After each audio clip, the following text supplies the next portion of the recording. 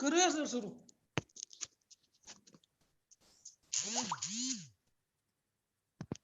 Okay. आरंभ group, Khandesh अधिकारी मित्रमंडळ, मिशन IAS जळगाव व ज्ञानदीप महाविद्यालय खेड यांच्या संयुक्त विद्यमाने गेल्या जानेवारी महिन्यापासून आपण स्पर्धा परीक्षांचं मार्गदर्शन करण्यासाठी विविध IAS IPS अधिकारी, विविध कार्यकारी अधिकारी आणि प्रशासकीय सेवेत काम करणारे बऱ्याच अधिकाऱ्यांनी विद्यार्थ्यांना MPSC UPSC इतर स्पर्धा परीक्षा यांचं मार्गदर्शन हे सर्व मान्यवर आतापर्यंत करत आलेले. परंतु आताची सध्याची कोरोनाची पेंडेमिक कंडिशन लक्षात घेता आणि महाराष्ट्रात जो काय कोरोनाच्या दुसऱ्या लाटेने हाहाकार मांडलेला आहे, ही सगळी परिस्थिती लक्षात घेतात या सर्व प्रशासकीय अधिकाऱ्यांनी म्हणजे विशेषतः डॉक्टर उज्ज्वल कुमार चव्हाण सर यांच्या प्रेरणेतून आणि मार्गदर्शनाखाली कोरोनाच्या या कालावधीमध्ये ग्रामीण भागाची गरज नेमकी काय आहे, सेल्फ सफिशियंट आपली गावं कशी तयार होतील आणि ज्यांना कोरोनाच्या या परिस्थितीमध्ये जी गरज आहे ती आपण ग्रामीण भागात स्थानिक पातळीवर कोविड सेंटर तयार करून त्या लोकांच्या राहण्याची, जेवणाची जी काही आबाळ होते तर ती आपण कशी दूर करू शकतो. आणि हॉस्पिटलची संख्या कमी आहे, ऑक्सिजनचा पुरवठा कमी आहे, रेमडेसिवीर सारख्या गोष्टीची समस्या आहे आणि या सगळ्या समस्येवर नेमकं मात करण्यासाठी स्वतःच्या आरोग्याची काळजी कशी घ्यायची आणि आपण ग्रामीण भागातच स्वतःच्या गरजा कशा पूर्ण करायच्या आणि आपण एकमेकाला सहकार्य करून त्यांच्या राहण्याची, जेवणाची, स्वच्छतेची व इतर सर्व गोष्टी जी काय करायची आहे तर त्यासाठी आपण कसं सहकार्य करू शकतो या दृष्टिकोनातून माननीय डॉक्टर उज्ज्वल कुमार चव्हाण यांच्या मार्गदर्शनातून आज मान्य श्री प्रतापराव दिघावकर साहेब जे विशेष पोलीस महानिरीक्षक म्हणून रिटायर झालेले आहेत, त्याचबरोबर डॉक्टर उज्ज्वल कुमार चव्हाण सर आयकर सह आयुक्त मुंबई, मान्य श्री मनोज महाजन सर IAS, त्याचबरोबर मान्य श्री कपिल पवार सर CAFO जळगाव महानगरपालिका आणि योगी ग्राम स्वराज फाउंडेशनचे संस्थापक श्री गणेश पाटील हे या विविध मान्यवरांनी त्यांच्या संकल्पनेतून आजच्या या कोरोनाच्या परिस्थितीवर आपण कशी मात करायची यासाठी ही एक विशेष झूम मीटिंग आयोजित केली, जेणेकरून जे काही ग्रामीण भागातील युवक आहेत ते स्वतः आपल्या ग्रामीण भागातील स्वयंपूर्णतेच्या दृष्टिकोनातून कसं काय आपण गावाच्या स्तरावरच या सगळ्या कोरोनाच्या परिस्थितीवर मात कशी करायची आणि एकमेकाच्या सहकार्यातून संपूर्ण महाराष्ट्राला नव्हे तर देशाला आपण कसं वाचवायचं यासाठी मार्गदर्शन होणार आहे. आणि म्हणून आजच्या या विशेष गरज रुग्णश्रमांची एक या कार्यक्रमात आपलं सगळ्यांचं स्वागत. आजच्या या सर्व मान्यवरांचा परिचय आणि प्रास्ताविक माननीय प्रवीण पवार सर यांनी करावं अशी मी त्यांना विनंती करतो. धन्यवाद सर. आवाज येतोय का माझा? हा, येतोय सर.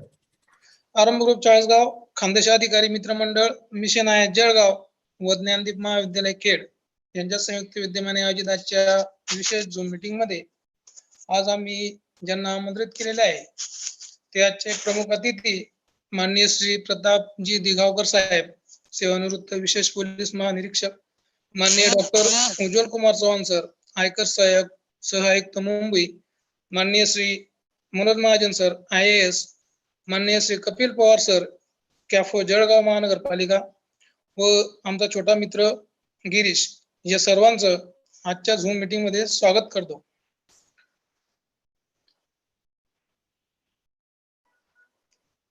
प्रास्ताविकातून आजच्या या झूम मीटिंग विषयी थोडक्यात सांगू इच्छितो की आपल्या गावात व तालुक्यात कोविडचे 1000 रुग्ण आहेत की ज्यांची राहण्याची व खाण्याची आबाळ होत आहे. आणि यावर एक विचार आमच्या मनात आला.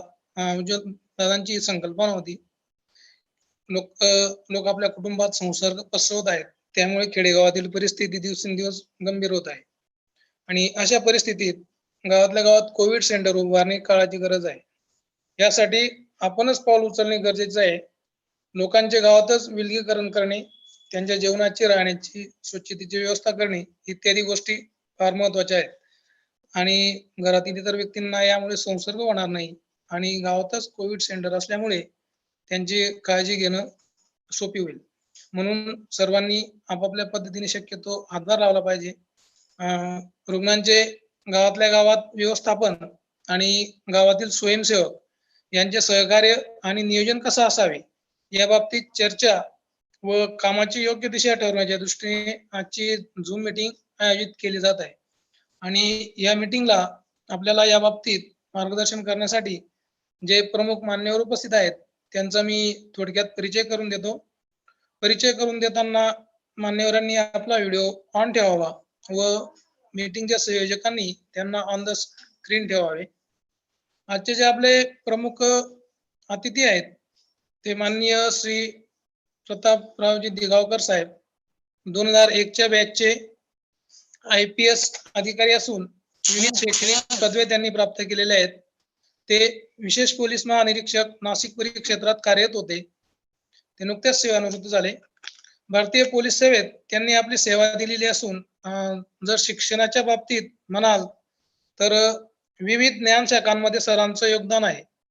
पर्यावरण शास्त्र, ग्रामीण विकास सह 3 महत्वाच्या विषयात PhD, 2 वेगवेगळ्या विषयात MBA तसेच doctor of literature, MPhil, LLB, DDS असे उच्च विद्याविभूषित अधिकारी म्हणजे दिगावकर साहेब.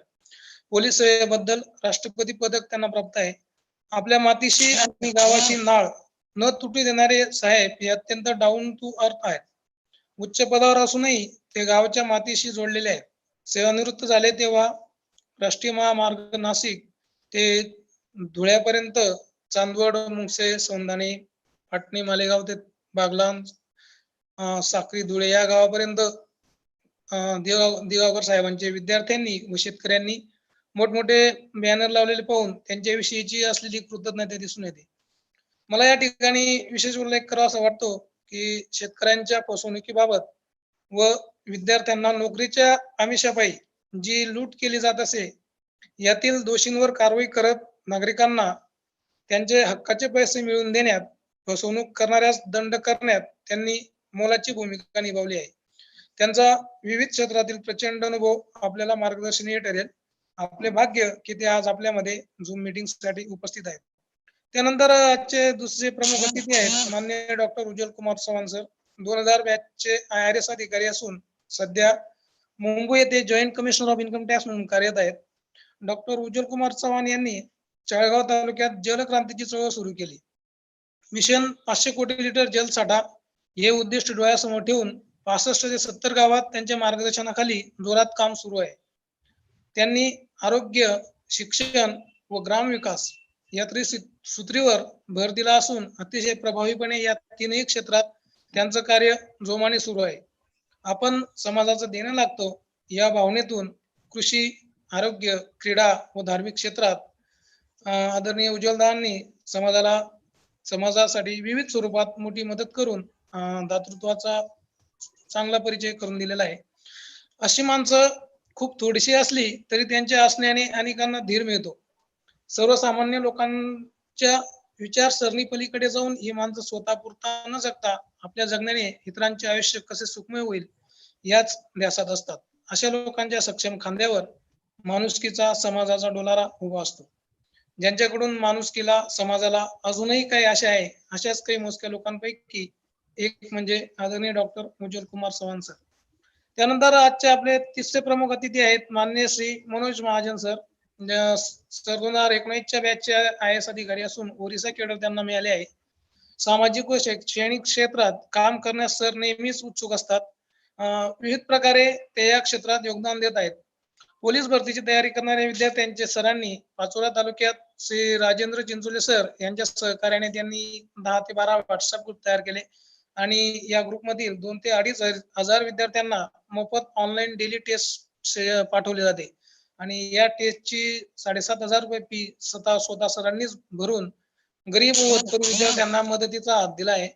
अशाच प्रकारचं काम हे चाळगाव मधून डॉक्टर उज्ज्वल कुमार चव्हाण, अंमळनेर मधून माननीय श्री कपिल पवार सर यांनी फीस भरून आपापल्या तालुक्यातील विद्यार्थ्यांना व्हॉट्सअप ग्रुपद्वारा डेली टेस्ट उपलब्ध करून दिलेल्या आहेत.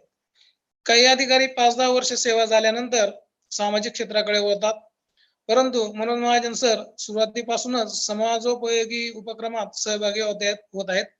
त्यांचा अभिमान वाटतो. आपले चौथे जे प्रमुख पाहुणे आहेत माननीय श्री कपिल पवार सर, जळगाव महानगरपालिकेत मुख्य लेखाधिकारी म्हणून कार्यरत आहेत. सर आपल्या परिसरातील गावांमध्ये विविध सामाजिक उपक्रम राबवित असतात. त्यांच्या मार्गदर्शनातून वृक्षारोपण, व्यायामशाळा, लायब्ररी, रनिंग ट्रॅक इत्यादी बरीच कामे झालीत. गावातील गरजू विद्यार्थ्यांना मोफत मार्गदर्शन उपलब्ध करून देतात. त्यांना लर्निंग मटेरियल अवेलेबल करून देतात. सध्या लॉकडाऊनच्या काळात सरांनी गरजू रुग्णांना बेड मिळवून देणे, रेमडेसिवीर साठी प्रयत्न करणे, रुग्णांच्या नातेवाईकांसाठी खूप प्रयत्न केलेले आहेत. विशेष म्हणजे काही परिचय नसताना माणुसकीच्या नात्याने रुग्णांचा त्रास कमी व्हावा, त्यांची सोय व्हावी यासाठी ते विशेष करून झटत आहेत. आपला शेवटच्या अतिथी आहेत चिरंजीव गिरीश पाटील, ज्याला कन्सर्न एन्व्हायरमेंटलिस्ट म्हणेल. योगी चळवळीचा व Gram Swaraj research and development फाउंडेशनचा संस्थापक असून सध्या पुणे येथे फर्ग्युसन महाविद्यालयात FIBA ला शिक्षण घेत आहे. त्यांच्या संस्थेमार्फत जळगाव जिल्ह्यातल्या चोपडा तालुक्यात ग्राम स्वराजचे काम सुरू आहे. यासह गिरण्यातील अवैध वाळू उपसासारखे पर्यावरणीय प्रश्नांवर देखील ते काम करत आहेत. ज्ञानासाठी वयाचं बंधन नसतं. कमी वयातच अमोघ वक्तृत्वाच्या जोरावर गिरीश ज्ञानाच्या शिखरावर विराजमान झालेला आहे. आत्मसात ज्ञानाचा उपयोग समाजासाठी नाही झाला तर ते काही कामाचे नाही असं गिरीश म्हणतो. आपणाशी ठावे ते सकलांशी द्यावे या उक्तीप्रमाणे गिरीश करत असलेले काम कौतुकास्पद आहे. कौतुकास्पद असून निसर्गाप्रती असणारा त्याचा ओढा अवर्णनीय आहे. आजच्या मीटिंगचे सर्व मान्यवरांचे ग्रामविकास, समाजहित, सहृदयता व परोपकार इत्यादी गुणांच्या बाबतीत सर्वांचे विचार जुळणारे आहेत. एक समान विचार आहेत. स्नेहमय वागणूक व निगर्वीपणा हे व्यक्तिमत्वाला जळावी प्राप्त करून देणारे सद्गुण त्यांच्याकडे आहेत. समाजातील शेवटच्या घटकापर्यंत मदत पोहोचावी या विचारांचे आहेत आणि ती मदत पोहोचेल या दृष्टीने प्रयत्नांची पराकाष्ठा करणारे आहेत. आणि असे मान्यवर आजच्या मीटिंगला उपस्थित आहेत. I am so proud of all of you. I paid my enormous compliments for your praiseworthy sense of social responsibility. All these guests really deserves for highest commendation. I once again thanks all esteemed officers and guests of honors for attending today's Zoom meeting. या ठिकाणी मी माझा प्रास्ताविक संपवतो आणि पुढील सूत्रसंचालनासाठी माननीय श्री प्राचार्य doctor Umesh Kumar Bagal sir यांना विनंती करतो की त्यांनी सूत्रसंचालन करावं. धन्यवाद सर. निश्चितच प्रशासकीय सेवा करत असताना समाजाप्रती असलेलं देणं हे या सर्वांच्या परिचयातून आम्हाला निश्चित जाणवलेलं आहे आणि म्हणून समाजाचं आपण देणं लागतो या भावनेतूनच आज कोरोना सारख्या पॅन्डेमिक मध्ये सगळ्यांना आधार देण्यासाठी आणि स्वयंपूर्ण बनवण्यासाठी मार्गदर्शन करण्यासाठी आज ही सर्व मान्यवर मंडळी या ठिकाणी आलेली आहेत. त्याचं मी पुन्हा एकदा आरंभ ग्रुप, खानदेश अधिकारी मित्रमंडळ, मिशन IS जळगाव आणि ज्ञानदीप महाविद्यालय खेडच्या वतीने स्वागत करतो. आणि असं म्हटलं जातं की परिचयापेक्षा स्वतःचं कर्तृत्व हाच खरा परिचय. या बाबतीत कारण पदावर असताना लोक सन्मान करतात, मान देतात, परंतु ज्यांच्या रिटायरमेंट नंतर सुद्धा मुंबईपासून तर त्यांच्या गावापर्यंत ज्यांचे बॅनर लागले हीच त्यांच्या कार्याची ओळख असलेले माननीय प्रताप दिघावकर साहेब हे आपले ते आता रिटायरमेंट नंतर सुद्धा समाजाच्या प्रेमापोटी समाजाला स्वयंपूर्ण बनवण्यासाठी मार्गदर्शन करतायत. मी माननीय श्री प्रतापजी दिघावकर साहेब यांना विनंती करतो की आपण मार्गदर्शन करावं.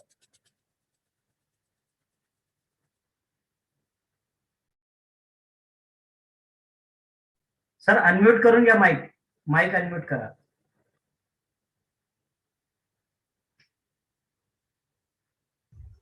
अनम्यूट करा सर. सर आवाज येत नाही आपला. आवाज येतो का? ओके, आता येतो आवाज? येतोय हो सर, येतोय. आजचे कोऑर्डिनेटर श्री जयसिंग पवार, ज्यांनी चाळीसगाव तालुक्यात जलसंवर्धनाचं काम अत्यंत निष्ठेने आणि चांगल्या पद्धतीने राबवलेले आहे, ते IRS अधिकारी सह आयुक्त श्री डॉक्टर श्री चव्हाण, ओरिसा काडरचे IS ऑफिसर श्री महाजन,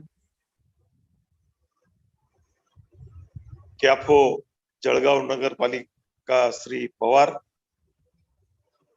आणि खऱ्या अर्थाने ज्यांचं अभिनंदन करायला पाहिजे आणि जे खरोखर एक मोटिवेशनल फोर्स म्हणून काम करतायत ते फर्ग्युसन कॉलेजमध्ये शिकणारे पाटील आणि ज्यांनी या झूम मीटिंगचं आयोजन केलं ते कोऑर्डिनेटर श्री प्रवीण पवार. आपण सर्वांनी माझ्या सेवानिवृत्तीबद्दल जे उद्गार काढलेत, 35 वर्षाची सेवा, 3 जिल्ह्याचा एसपी ची संधी, मुंबईमध्ये 3 झोनचा डीसीपी, 3 रिजनचा ऍडिशनल सीपी आणि 4 वर्षे आयजी म्हणून काम करण्याची संधी मिळाली. एवढ्या सर्व्हिस मध्ये एवढी आणीबाणीची परिस्थिती मी बघितली नव्हती. कोविड-19 ची जी पॅन्डेमिक सिच्युएशन आहे, पहिली लाट थोपवण्यामध्ये भारताने जे योगदान केलं, त्यावेळेस मी पहिल्या लाटेच्या वेळेस मी मुंबईमध्ये आयजी होतो. ज्यावेळेस वर्ल्ड हेल्थ ऑर्गनायझेशनची टीम आली आणि त्यांनी सांगितलं की 1 जून 2020 पर्यंत मुंबईमध्ये कमीत कमी 30 लाख रुग्ण कोरोनाचे रुग्ण होतील. परंतु जे आपले डॉक्टर्स असतील, नर्सेस असतील, कोरोना वॉरियर्स असतील, पोलीस असतील किंवा महानगरपालिकेचे अधिकारी असतील किंवा कोरोनाच्या लढाईत जे जे लोक सामील असतील, त्यांनी इतकं उत्कृष्ट काम केलं. कारण मुंबईमध्ये धारावी सारख्या झोपडपट्ट्या आहेत आणि माझा पुतण्यास तिथं असिस्टंट म्युन्सिपल कमिशनर होता. पण वर्ल्ड हेल्थ ऑर्गनायझेशनचं जे 30 लाख रुग्ण होतील हे ज्यांचं बाकीत होत, फक्त 1 लाखापर्यंत रुग्ण पोचलेत. पहिली लाट जी आम्ही थोपवली, त्याच्यानंतर ज्या पद्धतीने आम्ही दुसरी लाट थोपवायला पाहिजे होतं, ती कोरोनाची लाट आम्ही दुर्दैवाने थोपवू शकलो. ज्यावेळेस पूर्ण महासत्ता अमेरिका असेल, ब्राझील असेल, ग्रीस असेल, जर्मनी असेल, पोर्चुगाल असेल, इंग्लंड असेल, हे सर्व त्यावेळेस हतबल झाले होते. फक्त आपल्या भारतीय डॉक्टरांनी, सर्व सरकारी यंत्रणेने पहिल्या लाटेमध्ये खूप चांगलं काम आणि पहिल्या लाटेमध्ये आम्ही जे कमवलं ते दुसऱ्या लाटेमध्ये आम्ही कमवलं. त्याच्यामध्ये बरेचसे आत्मपरीक्षण करण्याचे मार्ग आहेत. आता मी, कारण सर्व आता पहिली लाट जी होती ती शहरापुरती मर्यादित होती आणि ग्रामीण भागात फार त्याचा तुरळक प्रभाव होता. पण मित्रो, दुसरी लाट, या लाटेमुळे सगळ्यात जास्त ग्रामीण भाग प्रभावित झाला. ज्या गावची लोकसंख्या 1500 तिथं सुद्धा 20-20 मृत्यू झालेले आहेत आणि घरं सुद्धा ओस पडली. काही घरांमध्ये वडील वारल्यावर दोन्ही मुलं 7-8 अंतराने, दिवसाच्या अंतराने, म्हणजे घरं ओस पडायला लागली. त्यामुळे जे मगाशी श्री पवार बोलले की आता खरं अर्थाने आपल्याला ग्रामीण भागामध्ये लक्ष द्यावं लागतं. मी जो अभ्यास केला दुसऱ्या लाटेचा, पहिली लाट ऑगस्ट-सप्टेंबर मध्ये ओसरायला सुरुवात झाली, आणखी कमी प्रमाण झालं आणि लोकांनी नोव्हेंबर, डिसेंबर, जानेवारी, फेब्रुवारी या 4 महिन्यात जे लग्नाचे कार्यक्रम धडाक्याने सुरू केले आणि काही ठिकाणी मला पण त्या लग्नाला जायची संधी मिळाली, तर लग्नामध्ये 2000-3000 लोक पण एकही मास्क न घातलेला होता आणि त्याची किंमत आता आपल्याला ग्रामीण भागात मोजावी लागेल. दुसरी गोष्ट मी खेड्यातली बघितली. माझं गाव सुद्धा एकदम लहान खेड आहे. एखाद्या व्यक्तीचा कोरोनाने मृत्यू व्हायचा, महाराष्ट्र शासनाने सांगितलं होतं की लग्नासाठी 50 लोक आणि अंत्ययात्रेसाठी 20 लोक असायला पाहिजे. परंतु करोनाने मृत्यू व्हायचा आणि अंत्ययात्रेला 400, 500, 1000 लोक. अंत्ययात्रा संपल्यावर दुसऱ्या दिवशी राख सावरण्याचा कार्यक्रम, त्याला 100-150 नातेवाईक.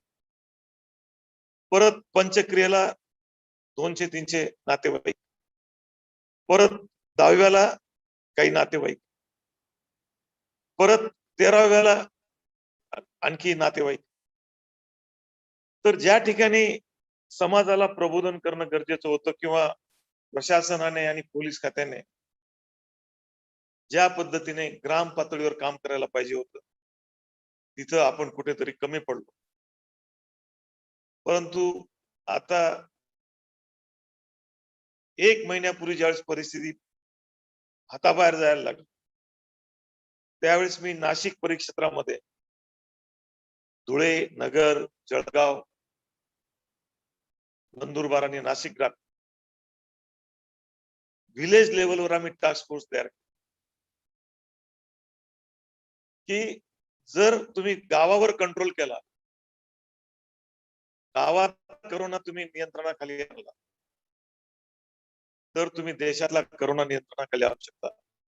Prevention is better than cure. तर ग्राम पातळीवर आम्ही एक टास्क फोर्स तयार केला. त्याच्यामध्ये ग्रामपंचायतचे सरपंच, ग्रामसेवक, तलाठी, पोलीस पाटील आणि प्रत्येक ग्रामपंचायतीला आम्ही एक पोलीस कॉन्स्टेबल किंवा एक होमगार्ड आणि त्यांनी पूर्णपणे गावातले जे लग्न असतील, अंत्यविधी असतील, आठवडी बाजार असेल, त्यामुळे त्याच्यावर पूर्णपणे त्यांनी नियंत्रण करायचं. कारण जर गावातला करोना नियंत्रणात आला तर आम्ही देशातला करोना नियंत्रणात आणू शकतो. आता मेरा गाव मेरा देश या उक्तीप्रमाणे आपल्याला काम करावं लागणार आहे.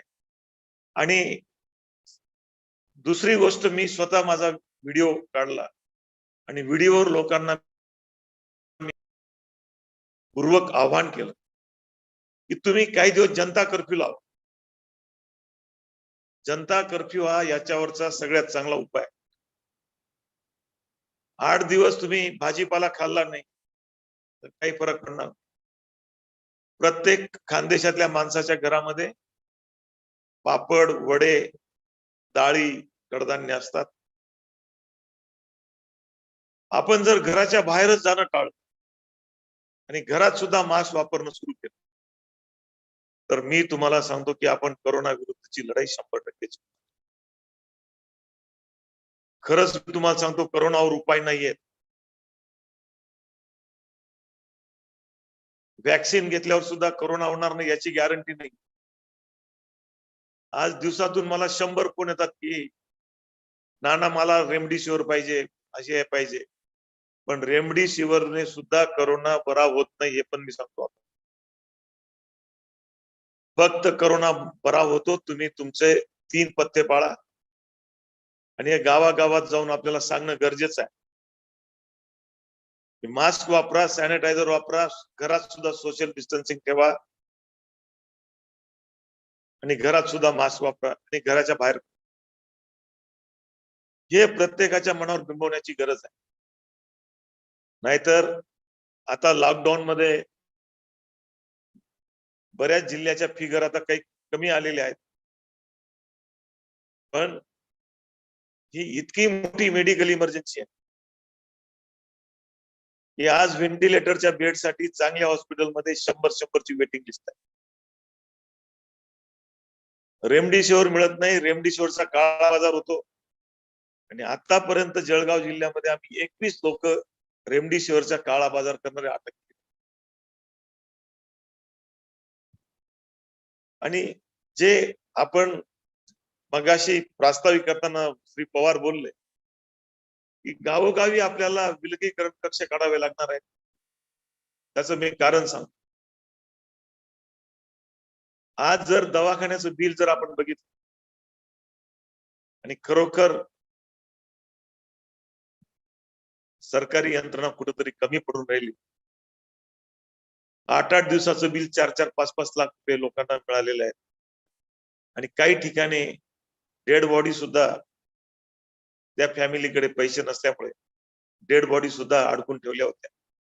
स्वतः पोलिसांना त्याच्यामध्ये मध्यस्थाची भूमिका केली आणि त्यामुळे गावागावात विलगीकरण कक्ष जर काढायचे असतील तर याच्यासाठी आपल्याला जिल्हा परिषदचं सहकार्य लागेल.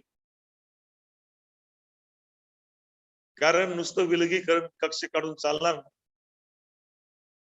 त्याच्यासाठी कमीत कमी दिवसातून 2 वेळा डॉक्टर तरी आले पाहिजेत आणि हे विलगीकरण कक्ष आपण मराठी शाळेत काढले पाहिजे. आणि जिल्हा परिषदचे सीओ सुदैवाने जळगावचे BN पाटील साहेब ते सुद्धा खानदेशचे सुपुत्र आहेत, आयराणी बोलणारे आणि माझ्या गावाजवळचे आहेत.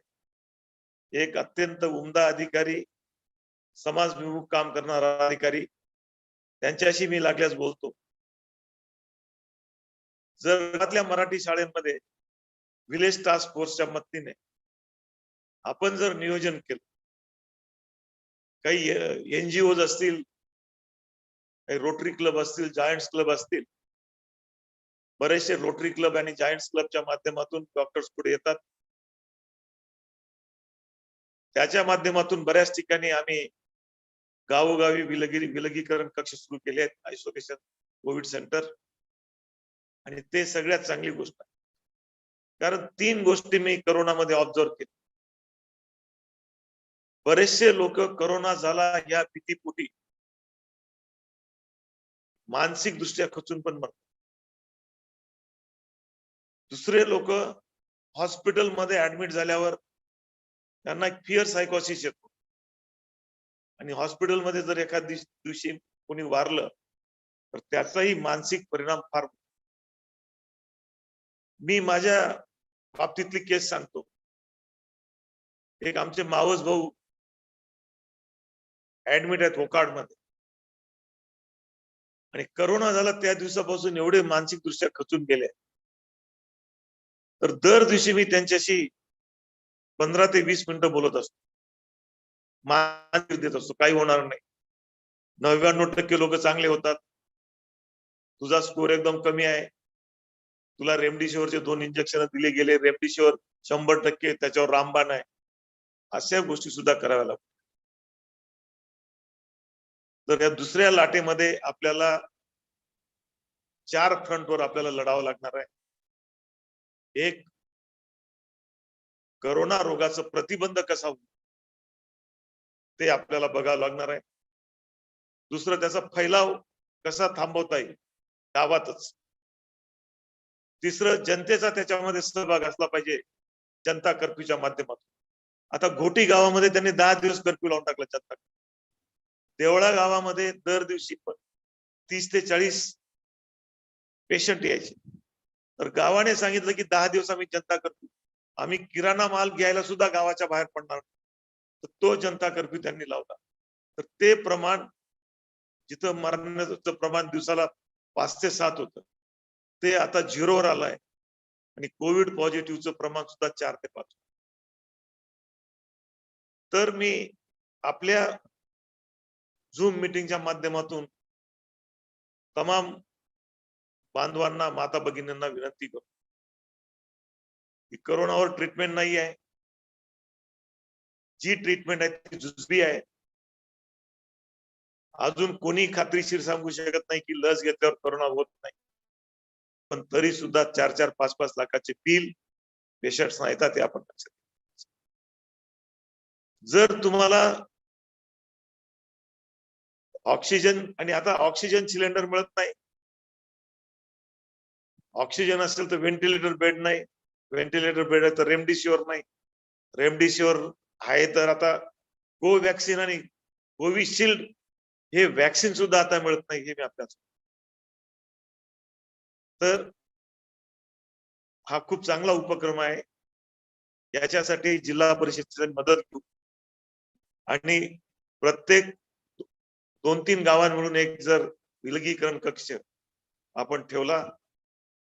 मी आतापर्यंत कमीत कमी 18 कोविड सेंटर्सला व्हिजिट केलेली आहे आणि खूप चांगलं काम चालू आहे. आता मालेगावला राम रहीम कोविड सेंटर चालू आहे, तिथं ऑक्सिजनची पण व्यवस्था आहे आणि आतापर्यंत तिथं 70 रुग्ण बरे होऊन गेले आणि एकाचाही मृत्यू झाला. कारण दवाखान्यापेक्षा हे मंगल कार्यालयात कोविड सेंटर असेल तर त्याला आपलेपणा वाटतो, लांबून तरी नातेवाईक दिसतात, घरचा डबा खायला मिळतो. जो त्याचा मानसिक स्वास्थ्याचा थर खाली गेलेला असतो तर तो त्याला मानसिक सपोर्ट आणि काही मदत लागत असेल, हा खूप चांगला उपक्रम आहे. आता मगाशी प्रवीण पवार बोललोय की मी सेवानिवृत्त झालो. मी सेवानिवृत्त नाही झालो, आता 24 तास समाजासाठी आणि जनतेसाठी उपलब्ध झालो.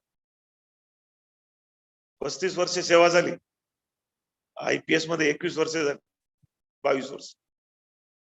पण आता 6 बॉलांनी 36 रन काढायचे, त्यामुळे पिचच्या अर्ध्यापर्यंत जाऊन बॉलला मारण्याची आता मानसिक तयारी मी ठेवलेली आहे. आपण गावोगावी विलगीकरण कक्ष काढा, त्याला जिल्हा परिषद मदत करते आणि गावातल्या ग्रामपंचायतांनी सुद्धा सहकार्य केलेलं आहे. आणि मी असे काही व्यक्ती नाशिक मधल्या बघितलेले आहेत, विलगीकरण कक्षामध्ये दर दिवशी 300 सकस जेवणाचे डबे सुद्धा पाठवतात. तर आपण खूप चांगली आयडिया आहे. आणि विलेज लेवल टास्क फोर्स तुम्हाला जर ज्या ज्या तालुक्यात करायचं असेल तिथल्या PIC मी स्वतः बोलतो, ऍडिशनल SP गोरे 40गाव ते सुद्धा एक उत्कृष्ट अधिकारी आहेत. ऍडिशनल SP चंद्रकांत गवळी ते सुद्धा नाशिक जिल्ह्याचे सुपुत्र आहेत. जिल्हा परिषद CEO BN पाटील, या सर्वांच्या माध्यमातून आपल्याला प्रत्येकाचं योगदान घेऊन पुढे जावं लागणार आहे. नई सोच आहे, नई दिशा आहे, नए बनाए रास्ते, अपने लिए नई यारो, जिये वतन के वास्ते, जिये वतन के वास्ते. मी परत संयोजकांना धन्यवाद देतो आणि माझी काही मदत लागली, कशाला ऑक्सिजनचा सप्लाय करायची वेळ आली तर तो पण आपण करू. कारण दर दिवशी मला कमीत कमी 50 ते 60 फोन असतात, बेड साठी असतात, अँब्युलन्स साठी असतात, रेमडेसिवीर साठी असतात. आता तर कोवॅक्सिन आणि कोविड सुद्धा लोकांनी पहिला डोस घेतला, 1.5 महिना झाले पण दुसरा डोस नाही, अशी परिस्थिती आता आली. त्यामुळे अशा परिस्थितीत लोकांच्या मनावर आपलं बिंबवणं गरजेचं आहे की तुम्ही घरात बसा, किराणा दुकानाचा माल घ्यायला सुद्धा बाहेर जाऊ देऊ नका. जे म्हातारे ग्रस्त असतील, म्हातारे आई वडील असतील, त्यांना सुद्धा बाहेर पाठवू नका.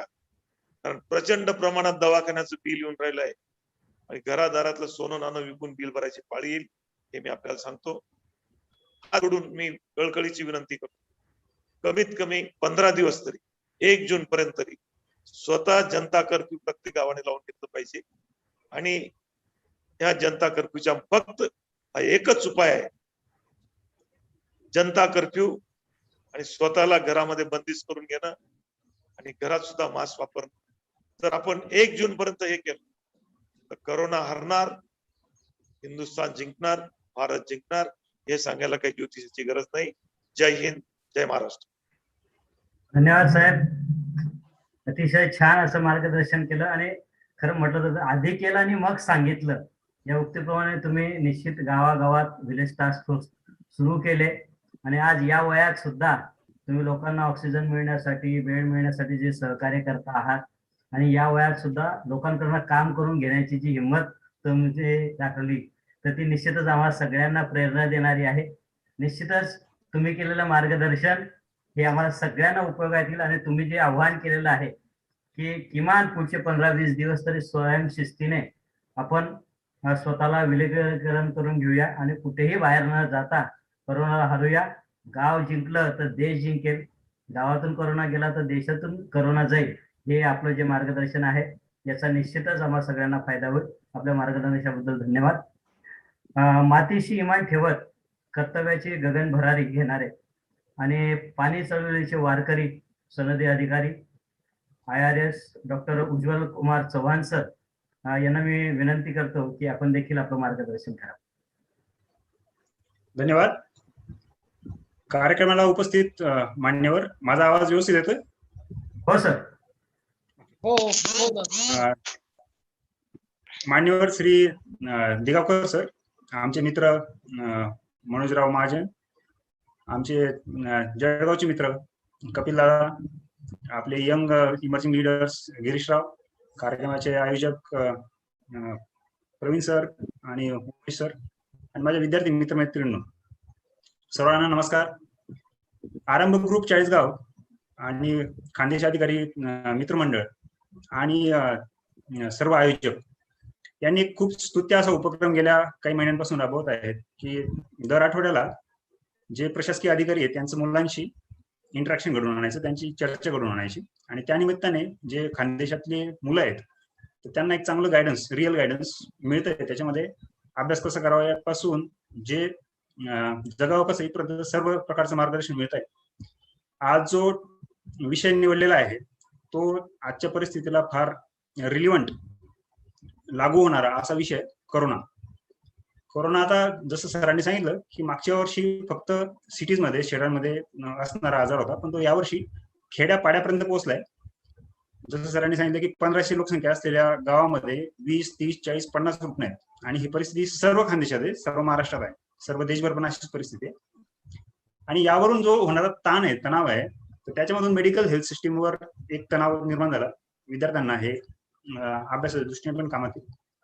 मेडिकल हेल्थ सिस्टीमवर जेवढे बेड्स आहेत, जेवढे ओपीडी बेसिसवर पेशंट चेक होऊ शकतात, तेवढी सगळी कॅपॅसिटी फुल झाली, गेल्या महिन्यापासूनच फुल झाली. त्यानंतर पुढचा जो ताण आहे किंवा पुढचं जे प्रेशर बिअर करणारी सिस्टीम आहे, सिव्हिल ऍडमिनिस्ट्रेशन, महसूल विभाग. त्यांचं जे नियोजन असतं की रुग्ण कसे हँडल करायचे, कमी कसे होतील, तो जो आहे फुल कॅपॅसिटी युज करून पण पेशंटचा लोड वाढतोच आहे. नंतरची जी सिस्टीम असते गव्हर्नन्स, राज्यव्यवस्था किंवा पॉलिटिकल सिस्टीम, की समाजाला दिशा देण्याचं काम या संस्थेकडनं होत असतं. त्यांचे पण सगळेच धोरणात्मक निर्णय जे असतील तर ते सगळी क्षमता वापरून पण कोरोना वाढतच गेला. आणि शेवटचा जो टप्पा आहे तो सिव्हिलायझेशन, सभ्यता. माणूस म्हणून, समाज म्हणून आपण या संकटाला कसा प्रतिसाद देतो, तर त्याच्यावर कोरोना किती पसरेल किती नाही पसरणार अवलंबून राहील. समजा आपण युपी किंवा बिहारचा समाज बघितला, महाराष्ट्राचा समाज बघितला, केरळचा बघितला आणि इंग्लंडचा बघितला, तर यांचे प्रतिसाद वेगवेगळे आहेत. आणि त्या प्रतिसादानुसार कोरोनाचा जो प्रचार प्रसार आणि व्यापकता आहे आणि गंभीरता आहे ते अवलंबून आहे. तर युपी बिहार पेक्षा महाराष्ट्राची परिस्थिती बरीच आहे, चांगलीच आहे, आणि आपल्यापेक्षा केरळची बरीच आहे, केरळपेक्षा ब्रिटनची किंवा अमेरिकेची बरी. तर समाज म्हणून, वैयक्तिक आणि आजूबाजूचा म्हणून आपण याला कसा प्रतिसाद देऊ शकतो या अनुषंगाने मी काही माझे विचार मांडण्याचा प्रयत्न करतो. तर मित्रांनो, पहिल्या एक 10 मिनिटं वेळ देईल सगळ्यांचा, जास्त बोलणार नाही.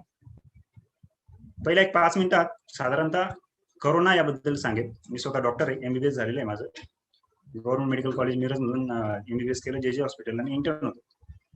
तर त्या नॉलेजच्या बेसिसवर, आणि मी स्वतः मागच्या महिन्यामध्ये ऍडमिट होतो, त्यामुळे कोरोना मला होऊन गेला. त्याची सगळी जी ट्रीटमेंट प्रोटोकॉल आहे स्वतः मी बघितले, त्याचा अभ्यास पण झाला, परत रिव्हिजन झाली.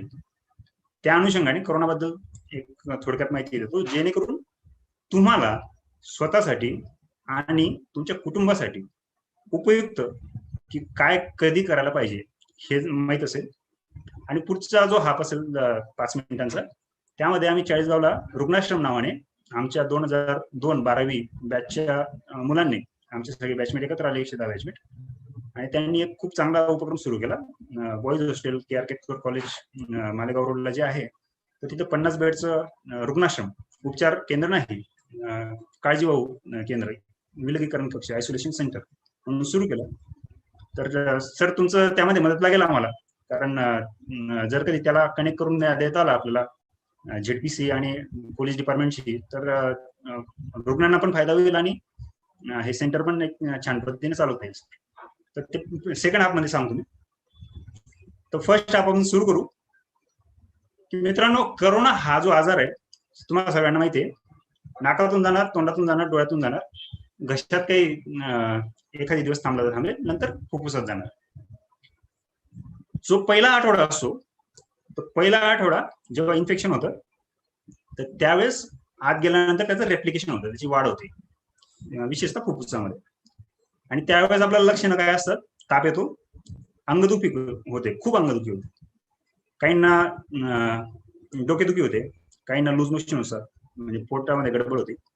आणि चव आणि वास जातो. चव आणि वास जाणं ही कन्फर्मेटरी टेस्ट आहे. हे दुसऱ्या कोणत्या आजारात होत नाही. जर चव आणि वास गेला तर कोरोना आहे 100%. मग हे त्रास झाले विशेषतः खेड्यातल्या लोकांसाठी, विशेषतः ऐकून घ्या व्यवस्थित, तर आपले ग्रामीण भागातले रुग्ण अंगावर काढतात आणि लपवतात. त्यांना भीती वाटते, जर मला करोना झाला, हे जर कधी माझ्या घरच्यांना कळालं, गल्लीतल्यांना कळालं, किराणा मालाच्या टपरीवाल्याला कळालं, माझ्या मित्रांना कळालं, ते मला त्यांच्यामध्ये बसू देणार नाही, येऊ देणार नाही. आणि तसं होतंय ऍक्च्युली. विनाकारण भीतीमुळे बहिष्कृत केल्यासारखी वागणूक कोरोनाच्या रुग्णांना मिळते. त्याच्यामुळे ग्रामीण भागामध्ये कोरोना झाला तरी ते स्वीकारण्याचं अजिबातच मानसिकता नाही. पहिली गोष्ट ती मानसिकता बदलावी लागेल. कोरोना झाला म्हणजे काही आपण पाप केलेलं नाही, त्याला उपाय पण आहेत. 85% लोक कोरोना होतो त्यांना माइल्ड सिम्पटम होतात, सौम्य प्रकारचे लक्षण होतात आणि बरे होऊन जातात. 85%. उरलेल्या 15% लोकांना हॉस्पिटलमध्ये ऍडमिट करावं लागतं. त्यापैकी 5% लोकांना ऑक्सिजनची गरज लागते किंवा आयसीयू व्हेंटिलेशनची गरज लागते. त्यापैकी 2% रुग्ण दगावतात. असं आहे. आता 2% कोण गावतील याचा नियम नाही. मागच्या वर्षी जे ओल्ड एज पेशंट होते, म्हातारे लोक होते, त्यांना जास्त होतात. डायबिटीस आणि हायपरटेन्शन असणाऱ्या लोकांना जास्त धोका होता. या वर्षी तसा पॅटर्न नाही. नवीन जे स्ट्रेन आहे, हा जो म्युटेशन आहे, हे जे व्हेरिएशन आहे, तरुणांमध्येही जीव घेणे ठरलं आहे. त्याच्यामुळे 2% आहे ना, आपला नंबर लागणार नाही. ह्या आविर्भावामध्ये, आत्मविश्वासामध्ये कोणी वावरायचं कारण नाही. कोरोना झाला तर पहिल्या दिवसापासून अलर्ट राहायचं. याच्यामध्ये सगळ्यात महत्वाची गोष्ट काय असेल तर वेळेवर उपचार, ट्रीटमेंट सुरू करणे. जर जे ट्रीटमेंट सुरू करायला उशीर झाला तर ते फार मागत पडतं. कसं ते सांगतो. पहिल्या 2-3 दिवसामध्ये फ्लॅबिफ्लू नावाने एक गोळी आहे, थोडीशी महाग आहे, पण ती दिली तर जो रेप्लिकेशन असतो कोरोनाचा, वाढ जी असते आपल्या फुफ्फुसांमध्ये, तर त्याला आळा बसायला मदत होते. साधारणतः पहिला आठवडा 5, 6, 7, 8 दिवस आपल्या शरीरामध्ये कोरोनाचा व्हायरस रेप्लिकेट होत असतो, वाढत असतो. 8 दिवसानंतर हा व्हायरस इनॅक्टिव्ह होतो. पहिले 2-3 दिवस जे लक्षणं आढळतात की ताप असेल, अंगदुखी असेल, तर त्यानंतर रुग्णाला बरं वाटायला लागतं. बरं वाटल्यानंतर तो गोळ्या औषध घेणं बंद करतो किंवा डॉक्टरकडे जात नाही. दुसरे जे औषध आहेत त्यामध्ये व्हिटॅमिन्स आहेत, व्हिटॅमिन बी, व्हिटॅमिन सी, झिंक, आणि त्यासोबत आपण गरम पाण्याने गुळण्या करणे, हळदीच्या पाण्याने गुळण्या करणे, वाफ घेणे, प्रोटीन जास्त असलेला आहार घेणे. तर हे उपाय आपली इम्युनिटी सिस्टीम, रोगप्रतिकार क्षमता वाढवायला कारणीभूत ठरतात. व्हायरोस्टॅटिक जे आहे ते व्हायरलवर ऍक्ट करणारं एकच ड्रग आहे, फ्लॅविपिराविर. अँटी फ्लू म्हणून पण एक दुसरं ड्रग आहे, ते वापरतात किंवा वापरत नाही. काही लोक डॉक्सिसायक्लिन देतात, काही लोक यासोबत सुपर इम्पोज बॅक्टेरियल इन्फेक्शन, बॅक्टेरियाचं पण इन्फेक्शन होऊ नये म्हणून, किंवा अझिथ्रोमायसिन दिलं जातं. तर हे ड्रग जर घेतले तर जो वाढ आहे करोनाची आपल्या शरीरात ती कमी होऊ शकते. दुसरा आणि महत्वाची गोष्ट की पहिल्या आठवड्यानंतर एक 6, 7, 8 दिवसानंतर परत ताप येणं सुरू होतं. आणि हा जो ताप येणं आहे, हा जो दुसऱ्या आठवड्याचा जो लक्षण आहे, तर ते इन्फेक्शनमुळे, संसर्गामुळे नाही होत. आपली रोगप्रतिकार जी यंत्रणा आहे शरीरातली, इम्युन सिस्टीम आहे, तर ती फुफ्फुसांमधला जो कोरोना आहे तर त्याच्या विरुद्ध ऍक्शन घेणं सुरू करते. मग तिथं काय होतं, जे फुफ्फुसामधले आपले ज्या पेशी आहेत, सेल्स आहेत, तर त्यांच्यामध्ये गेलेला कोरोना मारण्यासाठी त्या पेशी ते नष्ट करण्याचं काम करतात. मग तिथे स्वेलिंग यायला लागते, सूज यायला लागते, मग तिथे इन्फ्लेमेशन स्टार्ट होतं. इन्फ्लेमेशन आज सुरू झालं तर आपण इन्फ्लेमेटरी मार्कर सगळ्यांना माहित झाले, इंटरलोकिंग 6 आहे ते वाढायला लागतं, याचे इन्फ्लेमेटरी मार्कर आहेत. नंतर सीआरपी, एक सी रिएक्टिव्ह प्रोटीन आहे, ते लिव्हर मधून सिक्रेट होतं आणि जिथे इन्फ्लेमेशन असतं तिथे थांबवण्याचा प्रयत्न करतात. ते वाढलं याचा अर्थ शरीरामध्ये इन्फ्लेमेशन आहे. आपल्याला लक्षणांच्या मार्फत दिसतं की ताप येणं सुरू झालं, आपला श्वास गरम येणं सुरू झालं. नंतर वाढणार आहे सिरम फेरिटिन. आपल्या लिव्हर मध्ये असणारी गोष्ट आहे, ती फेरिटिन स्टोअर करते. जर लिव्हरच्या टिश्यूला इन्फ्लेमेशनमुळे डिमॅज व्हायला लागला तर सिरम फेरिटिन जे स्टोअर केलेलं असतं ते रक्तात यायला लागतं आणि ते आपल्याला दिसतं. आणि शेवटी ज्या छोटे छोटे कॅपिलरीज असतात, आपले व्हेसल असतात, ब्लड व्हेसल, तर त्यांना इन्फ्लेमेशन होतं. तिथं रक्ताच्या गाठी तयार होतात. त्या गाठी ब्रेक करण्याची आपली अँटीकॉग्युलेंट सिस्टीम असते. त्यामधून जे तयार होणार प्रोटीन आहे, डी डायमर आहे, त्याची लेवल वाढली, याचा अर्थ रक्तामध्ये गाठी तयार होण्याची प्रक्रिया सुरू झाली. मग कधी कधी एखादी गाठ मोठी तयार होते, ती पूर्णपणे डिझॉल्व्ह होत नाही, ती हृदयात अटकते, हार्ट अटॅकने पेशंटचा मृत्यू होतो. मेंदूत अटकते, एन्सेफलायटिस बसतो. तर आणि दुसरं कारण मल्टी ऑर्गन फेल्युअर मध्ये जर गेलं पेशंट तर डेथ होऊ शकते, किंवा खूप जास्त प्रमाणामध्ये फुफ्फुसांमध्ये गेला तर ब्रेथलेसनेस, धाप लागणं सुरू होतं. मग ऑक्सिजनची लेवल पातळी जी 95च्या पेक्षा जास्त पाहिजे ती त्यापेक्षा खालावायला लागते. 90च्या खाली आली तर इमर्जन्सी आपल्याला भरती करण्याची गरज पडते. कारण या प्रकारामध्ये एक हॅपी हायपोक्सिया म्हणून प्रकार आहे. ऑक्सिजनची पातळी 90ला पोहोचली किंवा 90पेक्षा खाली आली तर अदरवाईज नॉर्मली खूप हेडेक होतो, डोकं खूप दुखतं आणि जाणवतं की आपल्याला आता दम लागतोय. पण कोरोनामध्ये ते जाणवत नाही. माणूस चालत फिरत असतो आणि मग ती 90ची कधी 85, 80, 70, 60 वर येते आणि माणूस चक्करून रस्त्यावर पडतो आणि मरतो, ते कळत नाही. त्यामुळे हा दुसरा आठवडा ज्या वेळेस ताप येणं सुरू होतं त्यावेळेस जर वेळेत स्टिरॉइड गेले, स्टिरॉइड खूप चांगले औषध आहेत आणि ते लाईफ सेव्हिंग प्रूव्ह झालेले आहे याच्यामध्ये, जर गेले तर जो स्कोर येणं सुरू होतं दुसऱ्या आठवड्यात, आपल्या सिटी स्कॅन करतो त्याच्यामध्ये स्कोर येतो 2, 5, 12, 15, 22, 25 लोक आहेत, तर त्यापैकी जो स्कोर येणं सुरू होतो तर ती प्रक्रिया थांबते, पुढे जात नाही. आणि यासोबत पहिल्या आठवड्यात किंवा रेप्लिकेशनच्या फेजमध्ये रेमडेसिवीर चा उपयोग आहे. दुसऱ्या आठवड्यामध्ये त्याचा उपयोग फारसा नाही असं WHO पण सांगतात, एक्सपर्ट डॉक्टर पण सांगतात. पण आता असं झालंय लोकांमध्ये पण रेमडेसिवीर पाहिजेच पाहिजे. जर तुम्ही पहिल्या आठवड्यात जर असाल तर जेव्हा व्हायरसचं ऍक्टिव्ह रेप्लिकेशन चालू असतं, जेव्हा त्याची वाढ चालू असते, तर त्यावेळेस ते ड्रग कामाचं आहे, फ्लॅविपिराविर किंवा रेमडेसिवीर. पण दुसऱ्या आठवड्यामध्ये व्हायरस इनॅक्टिव्ह झालेला आहे, तर तसंही त्याचं रेप्लिकेशन किंवा वाढ चालू नाही. त्यामुळे रेमडेसिवीर दिलं किंवा नाही दिलं तर फारसा फरक पडत नाही. उपलब्ध झालं तर द्या, नाही झालं तर त्यासाठी फार मारामारी करू नका असं सांगण्याचं तात्पर्य आहे. स्टिरॉइड मात्र लाईफ सेव्हिंग ठरलेले आहेत. स्टिरॉइड म्हणजे आज जी आग लागलेली आहे त्याच्यावर जर स्टिरॉइड मिळाले तर प्रोग्रेशन थांबतं आणि रिकव्हरी सुरू होते. तर हे तुम्हा सर्वांना माहीत असण्यासाठी कोरोनाचं इटिओपॅथोजेनेसिस प्रक्रिया कशी असते, त्याच्यावर पहिल्या टप्प्यामध्ये कोणते औषध वापरतात, दुसऱ्या टप्प्यामध्ये कोणते औषध वापरतात याचा प्रोटोकॉल पण सेट झालाय. स्टिरॉइड सोबत इंट्राव्हिनस स्टिरॉइड दिले तर त्यासोबत इंट्राव्हिनस अँटीबॅक्टेरियल देतात, त्यासोबत ऍसिडिटी नको व्हायला म्हणून अँटॅसिड देतात, त्यासोबत व्हिटॅमिन B, C आणि झिंक देतात. आणि हा ट्रीटमेंट प्रोटोकॉल सेट आहे, सगळ्यांना ऍक्सेप्टेबल आहे आणि त्याचा रिझल्ट पण आहे. पण अनफॉर्च्युनेटली बेड्स अवेलेबल नाहीत आणि ऑक्सिजनची जी पुरवठा आहे ते उपलब्ध नाहीत. हा माझा पहिला टप्पा झाला.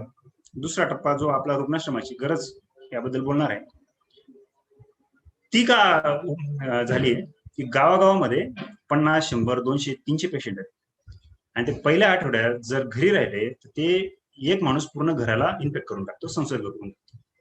आणि असं पूर्ण घर जर संसर्गित झालं तर त्याला अक्षरशः वाईट टाकलं जातं. आणि तो एक माणूस जेव्हा इन्फेक्ट होतो तर त्याची राहण्या खाण्याची कुचंबण होते फार. घरात ठेवलं तर पूर्ण घर इन्फेक्ट होणार, बाहेर ठेवायला जागा नाही. म्हातारे लोक असतील तर अशी अवस्था आहे की त्यांना कुठेतरी शेतामध्ये लिंबाच्या खाली खाट टाकून दिलेलं आहे आणि तिथे डबा पोस्ट केलेला जातोय, त्यांना खाण्यापिण्याची अभाव होते. तर अशा लोकांसाठी जर आपण आपल्या मराठी शाळेत, प्राथमिक शाळा आहेत, हायस्कूल्स आहेत, तर तिथे साफसफाई करून घेतली, स्वच्छता केली, सोडियम हायपोक्लोराइड लावलं, तिथे डेटॉल फिनाइल लावलं आणि या लोकांना सांगितलं तुमचा खाट पलंग तुम्ही घेऊन या, गादी घेऊन या आणि इथं झोपा सगळेजण. आणि प्रत्येक गावामध्ये जीपी आहे. फॉर्च्युनेटली आपल्याकडे गावामध्ये एक नाही, 1, 2, 3 असे जनरल प्रॅक्टिस करणारे डॉक्टर्स आहेत, BAMS, BHMS. आणि त्यांना मी जो प्रोटोकॉल सांगितला तो त्यांनाही माहिती आहे. असं नाही की तो गुप्त आहे किंवा काही लोकांनाच माहिती आहे आणि मोठ्या हॉस्पिटलमध्येच तो माहिती आहे असं काही नाही. तर त्यांनाही माहिती आहे. त्यांना सोयीस्कर होतं की एकाच ठिकाणी जर कधी मराठी शाळेमध्ये 20-30 पेशंट असले तर तिथं जाऊन त्यांना बघणं आणि ट्रीट करणं डॉक्टरनाही सोयीस्कर होतं आणि या पेशंटलाही सोयीस्कर होतं. घरच्यांची कुचंबणा होत नाही, खाण्यापिण्याची व्यवस्था होती. ही गोष्ट फार महत्वाची. पुढचा जो टप्पा आहे ना की सेकंड वीक मध्ये स्कोर वाढला, 5 झाला, 15 झाला, ऑक्सिजन कमी यायला लागला, तर त्यावेळेस येणारा जो रुग्णांचा लोड आहे, RH असतं, रुरल हॉस्पिटल असतं किंवा प्रायव्हेट हॉस्पिटल असतील तर त्यांच्यावर तो लोड वाढणार, तर नंतरचा भाग झाला. पण पहिला जर कधी हा लोड कमी झाला तर रुग्णांचा कमी खर्चामध्ये उपचार होतो, घर वाचतं, गल्ली वाचते, गाव वाचतं. आपण असंही लंगर ही व्यवस्था बघितलेली आहे ख्रिश्चन शीख धर्मामध्ये. ज्या ठिकाणी गुरुद्वारा असते ते त्या शहरामध्ये लंगर देतात. तर त्याच प्रकारे आपण सप्ताह जो असतो वारकरी संप्रदायामधला, तर त्यामध्ये शेवटच्या दिवशी किंवा काही गावांमध्ये प्रत्येक दिवशी गाव जेवण असतं, महाप्रसाद असतो. तर आपल्या प्रत्येक गावामध्ये आचारी पण आहे. तर आचार्याला सांगून यांचं जर कधी जेवणाची व्यवस्था करून दिली तिथे, तर घरच्यांनाही डबा पोहोचण्याचं पण अडचण राहत नाही. आणि इतकं पण घाबरायचं कारण नाही. जर आपण मास्क लावला, व्यवस्थित प्रोटेक्ट करून गेलो आणि डबा पोहोचवला, तर लगेच 2 मिनिटांमध्ये कोरोना होत नाही. जे गावाकडे बघायला मिळतंय की छोटीशी मुलगी आहे, तिला कोरोना झालेला आहे माहिती आहे, ती किराणा मालाच्या दुकानावर गेली आणि तो किराणा मालाचा जो दुकानदार आहे तो दुकान बंद करून पळायला लागतो. म्हणजे मूर्खपणा आहे. म्हणजे असं घाबरायला लागतं जसं काही कोरोना झालेला पेशंट जर जवळ आला तर कोरोनाने इन्फेक्ट होऊन डायरेक्ट मरणार आहे, असं काही होत नाही. प्रत्येक हॉस्पिटलमध्ये कोरोनाचे पेशंट ट्रीट करणारे डॉक्टर्स आहेत, नर्सेस आहेत, वॉर्डबॉय आहेत, पूर्ण सिस्टम आहे. ते व्यवस्थित पीपी किट घालतात, फेशियल घालतात, मास्क घालतात, ग्लोव्स घालतात, सॅनिटाईज करतात स्वतःला आणि वर्षभर रुग्णांची सेवा देत आहेत. त्याच्यामुळे घाबरू नका. महत्वाचं म्हणजे काळजी घ्या. चाळीसगाव तालुक्यामध्ये ज्या रुग्णांना घरी राहण्याची किंवा खाण्याची व्यवस्था होत नाही, तर त्यांच्यासाठी आपण KR केतकर कॉलेजला 50 पेशंटची सोय केलेली आहे आणि फ्री ऑफ कॉस्ट केली आहे. आम्ही आमच्या खिशातून 5,000 रुपये दिलेले आहे त्याच्यामध्ये.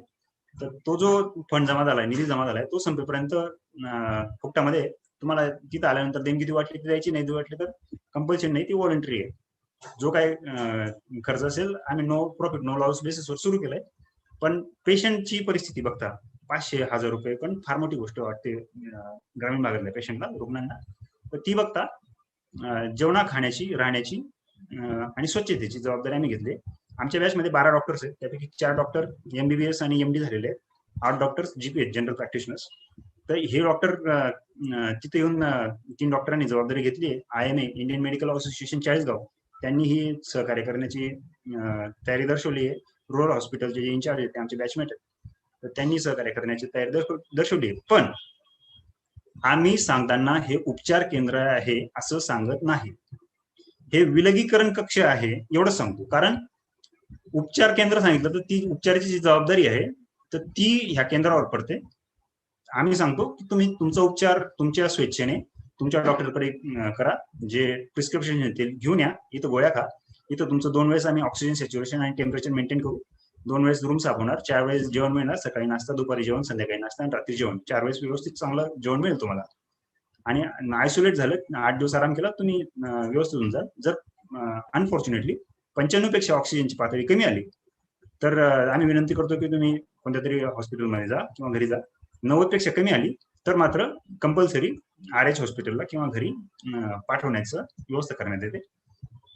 तर एवढं मी बोलतो. आजचं झूम मीटिंग मध्ये पुढचे पण मान्यवर बोलणारे आहेत. जर काही कोणाला प्रश्न असतील तर त्याबद्दल आपण सविस्तर चर्चा कार्यक्रमाच्या शेवटी करतो. एवढं बोलतो आणि थांबतो. धन्यवाद. धन्यवाद सर. निश्चितच आपण कोरोनाचा प्रोटोकॉल काय आहे आणि स्वतः त्या सगळ्या याच्यामधून गेल्या असल्यामुळे आणि स्वतः डॉक्टर असल्यामुळे त्या सगळ्याच गोष्टी खूप बारकाईने आपण सांगितल्या. आणि नुसतं कोरोना विषय न सांगता त्याच्यावरचा उपाय काय आहे आणि आपण काळजी कशी गेली पाहिजे न घाबरता आपण जे काही गैरसमज कोरोनाबद्दलचे आहेत आणि लोकांना जे वाईट टाकण्यासारखी जी भूमिका घेतली जाते त्यापासून सुद्धा लोकांनी कोरोनाच्या रुग्णाला धीर कसा द्यायचा, मोटिवेशन कसं द्यायचं आणि त्यांना सहकार्य करून आपण हा कोरोना कसा हद्दपार करू शकतो. आणि चाळीसगाव सारख्या शहरामध्ये आपण जे विलगीकरण कक्ष केलेला आहे स्वतः त्याच्यासाठी मदत करून आणि मार्गदर्शन करून करतात, हे कार्य देखीलच खूप प्रेरणादायी आहे. तुमच्या मार्गदर्शनाची गरज निश्चितच आम्हाला लागेल. आणि आपले जे काही आता जॉईन झालेले विद्यार्थी आहेत, काही पालक आहेत, ते देखील आपल्या कार्यासाठी निश्चितच त्यांच्यापर्यंत जी काही मदत करणं शक्य आहे तर ते निश्चित करतील. कोरोनाबद्दलच्या खऱ्या अर्थाने जी मनातली भीती आहे ती आपल्या मार्गदर्शनातून निश्चितच गेलेली आहे. थोडासा एक प्रश्न होता, तो कदाचित आपण नंतर ऍड्रेस केला तरी चालेल, पण ते कोरोनाची 3री लाट येणार आणि लहान मुलांना त्याचा खूप त्रास होणार या संदर्भात खूप बोललं जात आहे, चर्चा होते. तर त्या दृष्टिकोनातून आपण मनोज दादांचं किंवा आपल्या कपिल पवार सरांचं मार्गदर्शन झाल्यानंतर जरी बोला तरी चालेल, परंतु त्या संदर्भात थोडंसं मार्गदर्शन सगळ्यांनाच हवं आहे. धन्यवाद. तर तो आपण आता बोलू इच्छिता की मनोज दादांचा अगोदर आपण करून घेऊया? नमस्कार. आजच्या कार्यक्रमाला उपस्थित दिग्गावकर सर, तसेच Ujjwal Kumar sir, Kapil sir, Girish, Praveen Pawar sir व तसेच आजच्या कार्यक्रमाचे आयोजक यांना सर्वांना अगोदर नमस्कार. सध्या मी सांगू इच्छितो की जसं दिगावकर सर म्हटले अगोदरच की वॅक्सिन घेतल्यावरती पण तुम्हाला कोरोना होणार का नाही होणार याची गॅरंटी नाहीये. मी 2 डोस घेतलेले वॅक्सिनचे, माझे मार्च मध्ये संपलेले, पण मला दुर्दैवाने आता कोरोना झालाय. पण असिम्प्टोमॅटिक वॅक्सिन घेतल्यावरती एकच सर्वात मोठा फायदा आहे की कोरोना झाला तरी तो माइल्ड किंवा असिम्प्टोमॅटिक असतो. तर माझ्या आतापर्यंत 15 दिवस कंप्लीट झाले तर असिम्प्टोमॅटिक कोरोना होता. तर कुठल्याच प्रकारचे लक्षण किंवा असं सिम्पटम किंवा विकनेस असं काही जाणवलं नाही. पण व्हॅक्सिन घेतल्यावर पण तुम्हाला पूर्ण प्रकारे काळजी घ्यायची गरज आहे. तसं आमचं कामच तसं होतं, तर आम्ही एक्सपेक्टच केलं होतं कधी न कधी कोरोना होऊ शकतो.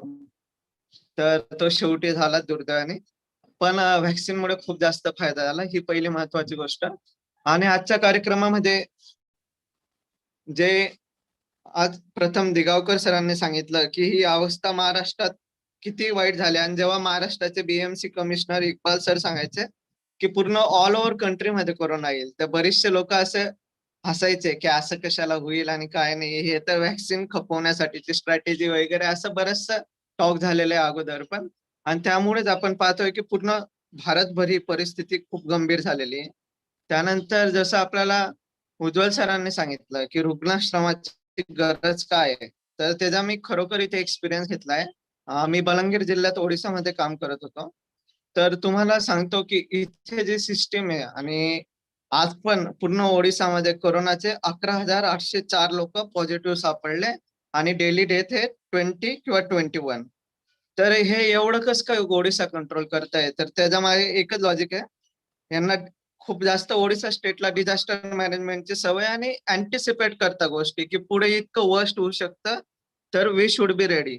तर रेडी कसं आहे, तर ओडिसाचं तुम्हाला एक सांगतो की सरांनी जे रुग्णाश्रमाची कल्पना सांगितली ना, तर ती तिथे चालवलेली. जेव्हा पहिली कोविडची वेव आली, तर माझ्या जिल्ह्यामध्ये बलंगीर डिस्ट्रिक्टमध्ये 1,10,000 लोक आलेले, ज्यांनी रजिस्टर केलेलं आहे बाय ट्रेन, प्लेन और कार, की जे बाहेर कामाला जातात अशी लोक आलेली. तरी पण आमच्या बलंगीरचा आता सेकंड वेव्ह आणि फर्स्ट वेव्ह मिळून आकडा आहे 15,000 पॉझिटिव्ह आणि रिकव्हरी रेट नियरली अबाउट 99.5%. तर हे काय आहे? तर याला एकच कारण होतं की जे मॅनेजमेंट होतं ते असं केलेलं की प्रत्येक गावागावामध्ये टेम्पररी मेडिकल कॅम्प, म्हणजे जी प्राथमिक शाळा असणार किंवा माध्यमिक शाळा असणार, तिला प्रॉपर कन्वर्ट केलं की कोरोनाचं सेंटर म्हणजे विलगीकरणचा कक्ष राहील, आणि तिथे जो पण माणूस बाहेरून येणार, आता पण एकच पॉलिसी, कोणी छत्तीसगड किंवा कुठल्या पण राज्यातून आला तर show your RTPCR test negative, otherwise you have to have 14 days quarantine. 14 दिवस लस जर का घेतलास ना दोघं डोस, तर 7 दिवस क्वारंटाईन. आणि त्याची जबाबदारी घेतली जाते, टेम्पररी मेडिकल सेंटर असतं गावामध्ये, तिथे बेड पासून सगळं काही नीट आयोजन केलेलं राहतं.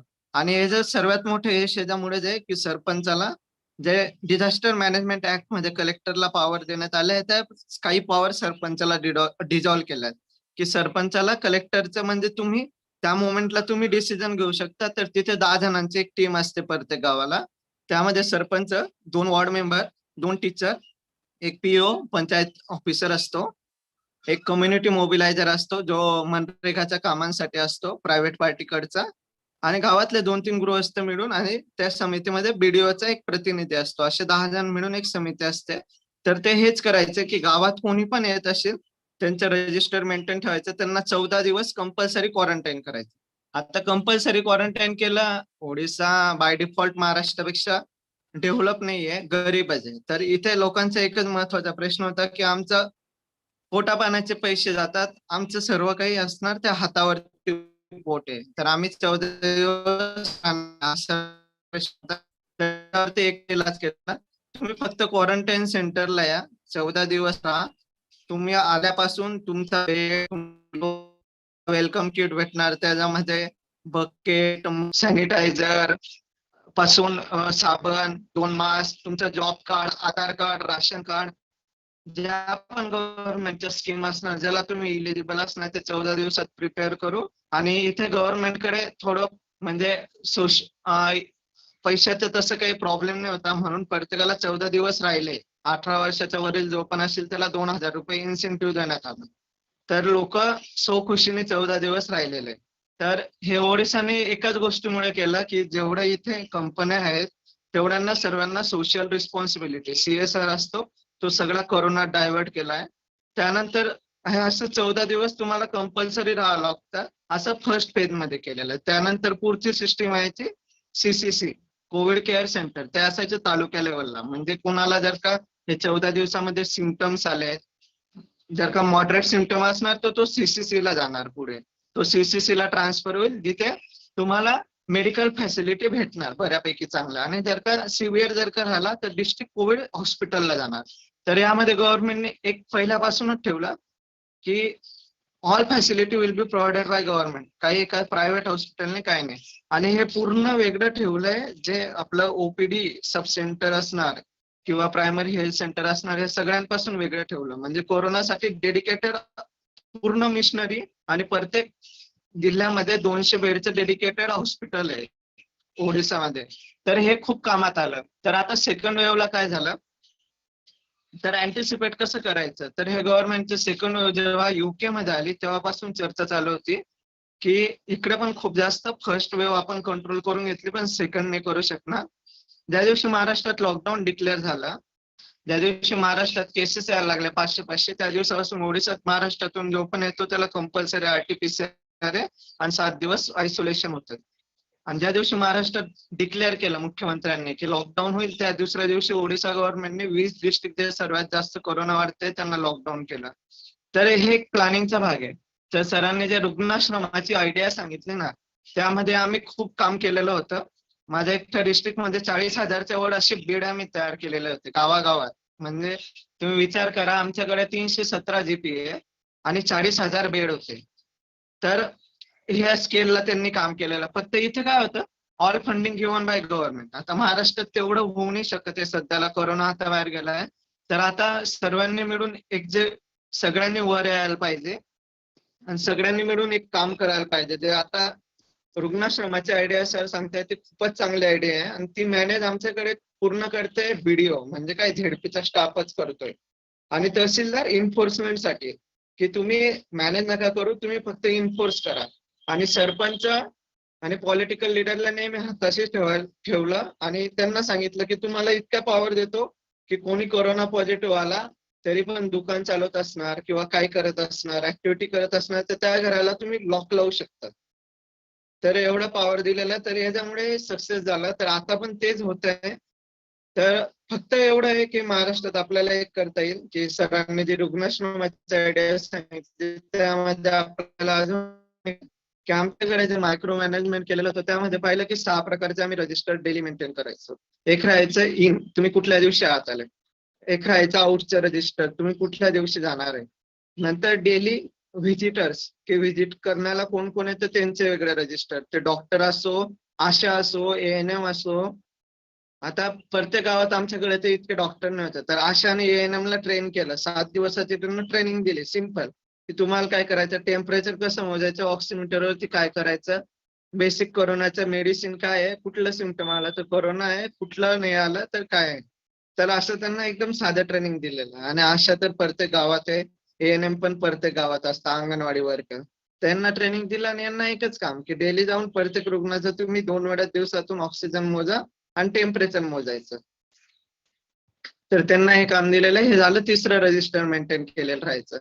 म्हणजे प्रत्येकाचं टेम्परेचर आणि प्रत्येकाचं ऑक्सिजन तिथे लिहिलेलं राहायचं. सकाळी इतक्या वाजता इतका ऑक्सिजन आलेला किंवा याला सिम्पटम आहेत किंवा नाहीये. नंतर चौथं रजिस्टर राहायचं की तुम्ही दिलेलं किट की काय काय दिलेलं तुम्ही किट मध्ये आणि काय काय नाही दिलेलं. आणि 5वं रजिस्टर हेच केलेलं की पॉवर्टी तर खूप जास्त आहे तर कोणाजवळ कुठलं कार्ड आहे कुठलं अवेलेबल करून दिलं आणि काय नाही. तर असं हे एक कॉम्प्रिहेन्सिव्ह मॅनेजमेंट केलेलं होतं. तर आपल्या रुग्णाश्रमात पण जेवढ्या लेवलला होईल तेवढ्या लेवलला खूप चांगलं. म्हणजे की हे फक्त एक विलगीकरण कक्ष पाहिजे ते बरोबर मत आहे. ते उपचाराचं सेंटर नकोच पाहिजे. तर विलगीकरणामुळे इतका जास्त फायदा झाला की 1,10,000 लोक पण येऊन आमच्याकडे कोरोनाची संख्या कधी असं नाही झालं की 500च्या वर पॉझिटिव्ह आले एका दिवसात पूर्ण डिस्ट्रिक्ट मध्ये. आणि तेच आणि टेस्टिंग गावागावात जाऊन पहिले टार्गेट करायचं. किराणा दुकान जे जे स्प्रेडर राहतात, सुपर स्प्रेडर म्हणायचं मी त्यांना, किराणा दुकानवाला, चहावाला किंवा एखादा काय हे जे थोडेसे गावातले प्रतिष्ठित व्यक्ती राहतात यांना पहिले कंपल्सरी टेस्टिंग, म्हणजे त्यांचं महिन्यातून 2-1 वेळेस ते टेस्टिंग घेऊनच घ्यायचं की तुम्ही सुपर स्प्रेडर आहे, तुमच्यापासूनच होईल. तर तुम्ही टेस्टिंग नाही केलं तर दुकान नाही ओपन करता येणार, हा पहिला थंब रूल करून ठेवलेला. तर ह्याच्यामुळे खूप जास्त असा फायदा झाला. आणि आत्ताची जी आयडिया आहे आपली विलगीकरणाची, जी सरांनी सध्या एक्सप्लेन केली आणि ती खूप दिवसापासून डोक्यात होती, पण एकच प्रश्न यायचा सारखा, त्याला जो होता किंवा जी सध्या की ओळख किंवा तेवढे मॅच्युअर लोक भेटणं पण खूप कठीण असतं. आणि ते आता उज्ज्वल चव्हाण सरांनी करून दाखवलं आणि दिगावकर सरांनी पण नाशिक विभागामध्ये करून दाखवलंय. तर याच्यावरनं एकच आहे की हा एक इच्छाशक्तीचा प्रश्न आहे. आणि कोरोना असं की पहिलं असं संकट आहे की ज्याला प्रत्येक जण घाबरताय. तर काय आहे, तर हे फक्त मेडिकलचं संकट नाहीये किंवा ऍडमिनिस्ट्रेशनचं नाही आहे, तर हे लोकांच्या वागणुकीचं आहे. तुम्ही जर का पाहणार आता कोरोनाचा खूप अभ्यास झालाय बऱ्यापैकी, खूप लोकांना अभ्यास केला असणार. तर तुम्ही युके मध्ये मागच्या 5 ते 6 महिन्यापासून लॉकडाऊन टाईप सिच्युएशन आहे, जे राष्ट्र सर्वात जास्त डिसिप्लिन पाळतंय. Prevention is always better than cure. जे सारखे मास्क घालताय, सॅनिटायझर वापरताय, मास गॅदरिंग अवॉइड करताय, फक्त इसेन्शियल कामासाठीच बाहेर जात आहे, त्यांनी कोरोनाला खूप चांगला कोप केलाय आणि तेच राष्ट्र पुढे जाते. पण आपल्या इंडियामध्ये की म्हणजे कोरोनाची वेव येण्याचा टाइम पण आणि आपला फेस्टिवल सीझन पण, जो पावसाळा संपला त्यानंतरच चालू होतो एकदम जोरात, आणि आपले सगळं सोशल गॅदरिंग पण त्यानंतरच चालू होते. तर तो एकच काळ आल्यामुळे पण हा प्रॉब्लेम झाला आणि आपला ऍटिट्यूड तो खूप बदलण्याची गरज आहे. आजच्या काळामध्ये चलता हे काहीच चालत नसतं. जे प्रोटोकॉल आहे ते फॉलो करायचे राहतात. मला काही सिम्पटम नाहीये तरी पण मला 17 दिवस क्वारंटाईन राहावं लागणार आहे. 10 दिवस क्वारंटाईन आणि 7 दिवस होम आयसोलेशन. त्याच्यामध्ये काहीच नाही. ते सगळ्यांना सेम आहे. ते सगळ्यांसाठी सेम पाहिजे. हाच ऍटिट्यूड जर का असणार तर आपण करू शकू. आणि सगळ्यांनी जेव्हा नियम पाळणार किंवा जे इन्फोर्समेंट होत आहे लॉकडाऊनचं वगैरे ऍडमिनिस्ट्रेशन साइडने, त्यापेक्षा लोकांनी स्वतः किती जास्त पुढाकार घेत आहे आणि लोक किती जास्त सिरियसली घेत आहे कोरोना, याच्यावरती खूप जास्त यश अवलंबून आहे. आणि ते जिथे पाहिलं आम्ही की इथले लोक स्वभावाने असे पहिल्यापासूनच डिसेंट आहे आणि खूप घाबरून जातात काही जर का आलं तर, कारण यांना डिझास्टर म्हणजे यांच्या आयुष्यातला एक पार्टच आहे. तर ते डिझास्टर आलं म्हणून खूप स्वतःला प्रोटेक्ट करतात आणि खूप सेव्हिंग पण करून ठेवतात स्वतःचे, म्हणजे पैसे पण सेव्ह करून ठेवतात आणि लाईफस्टाईल पण खूप साधी ठेवतात, कारण त्यांना माहिती डिझास्टर येणारच आहे आणि कधी न कधी आमच्या आयुष्यात खूप मोठं नुकसान करणारच आहे. तर त्यामुळे इथले लोक खूप जास्त घाबरून ठेवतात आणि खूप जास्त प्रिकॉशन घेतात प्रत्येक गोष्टीला. तर त्यामुळेच इथे यश आलेलं आहे. तर अगोदरच सरांनी रुग्णाश्रमाची गरज काय आहे हे स्पष्ट केलेलं. त्यानंतर कोरोनाच्या जे टेक्निकल गोष्टी होत्या त्या स्पष्ट केलेल्या. मला फक्त एवढंच सांगायचं होतं की रुग्णाश्रमात आपल्याला काय काय करता येईल आणि आपण काय काय करू शकतो, हे खूप महत्वाचं आहे. आणि सगळ्यांनी काळजी घ्या. आणि मी सर्वांना विनंती करतो की व्हॅक्सिन घ्या. व्हॅक्सिन घेतल्याने जो इफेक्ट होतोय, आमचे जेवढे बॅचमेट आहे जवळपास सगळ्यांना कोरोना झाला, पण व्हॅक्सिन घेतलेली होती म्हणून माइल्ड किंवा सिम्पटोमॅटिक झाला. आणि प्रत्येकाने स्वतःची काळजी घ्या. आता सध्याच्या कोरोनामध्ये जर का तुम्ही सर्जिकल मास्क वापरत असणार तर त्यावर एक कॉटनचं मास्क वापरा. जर का तुम्ही फक्त कॉटनचे मास्क वापरत असणार तर त्याच्याने खरंच काही फायदा नाहीये. N95 मास्क वापरा किंवा सर्जिकल मास्क वरती कॉटनचं मास्क वापरा. आणि सर्जिकल मास्क वेळेवरती चेंज करा. सर्व प्रोटोकॉल फॉलो करा. आणि सर्वात महत्वाचं म्हणजे जे जाणवलंय आतापर्यंत काम करताना की कुठला पेशंट वाचतो आणि कुठला पेशंट दगावतो, तर एकच फरक आहे, जो वेळेवरती उपचार घेतो तोच वाचतो. मी खूप माझ्या नातेवाईकांचं पाहिलंय की 8-8 दिवस अंगावरती काढून जेव्हा तुमचं ऑक्सिजन लेवल 35 जातं तेव्हा तुम्ही कॉल करता व्हेंटिलेटर पाहिजे. It's not possible. तुम्ही ह्युमनली त्यांना वाचवू नाही शकत, त्यासाठी मिरॅकलची गरज आहे. आणि ज्या नातेवाईकांना ताप दिसला, तुम्हाला ताप जर का वाटला तर तुम्ही कशाला अझ्युम करतात की हा टायफॉइड आहे, मलेरिया आणि काय आहे? तुम्हाला टेस्ट टेस्ट करा. अँटीजन पण निगेटिव्ह आले तर RT-PCR साठी जा, टेस्ट करा. वेळेवरती जो उपाय घेतोय तो नक्कीच वाचतोय. खूप आमच्याकडे कॅन्सरचे पण पेशंट वाचले, खूप वयस्कर लोक पण वाचले. तर का वेळेवरती उपाय, वेळेवरती इलाज जो घेणार तो वाचणार आहे. आणि कोरोना हे काही तुमचं म्हणजे काही बहिष्कृत करण्यासाठी नाही.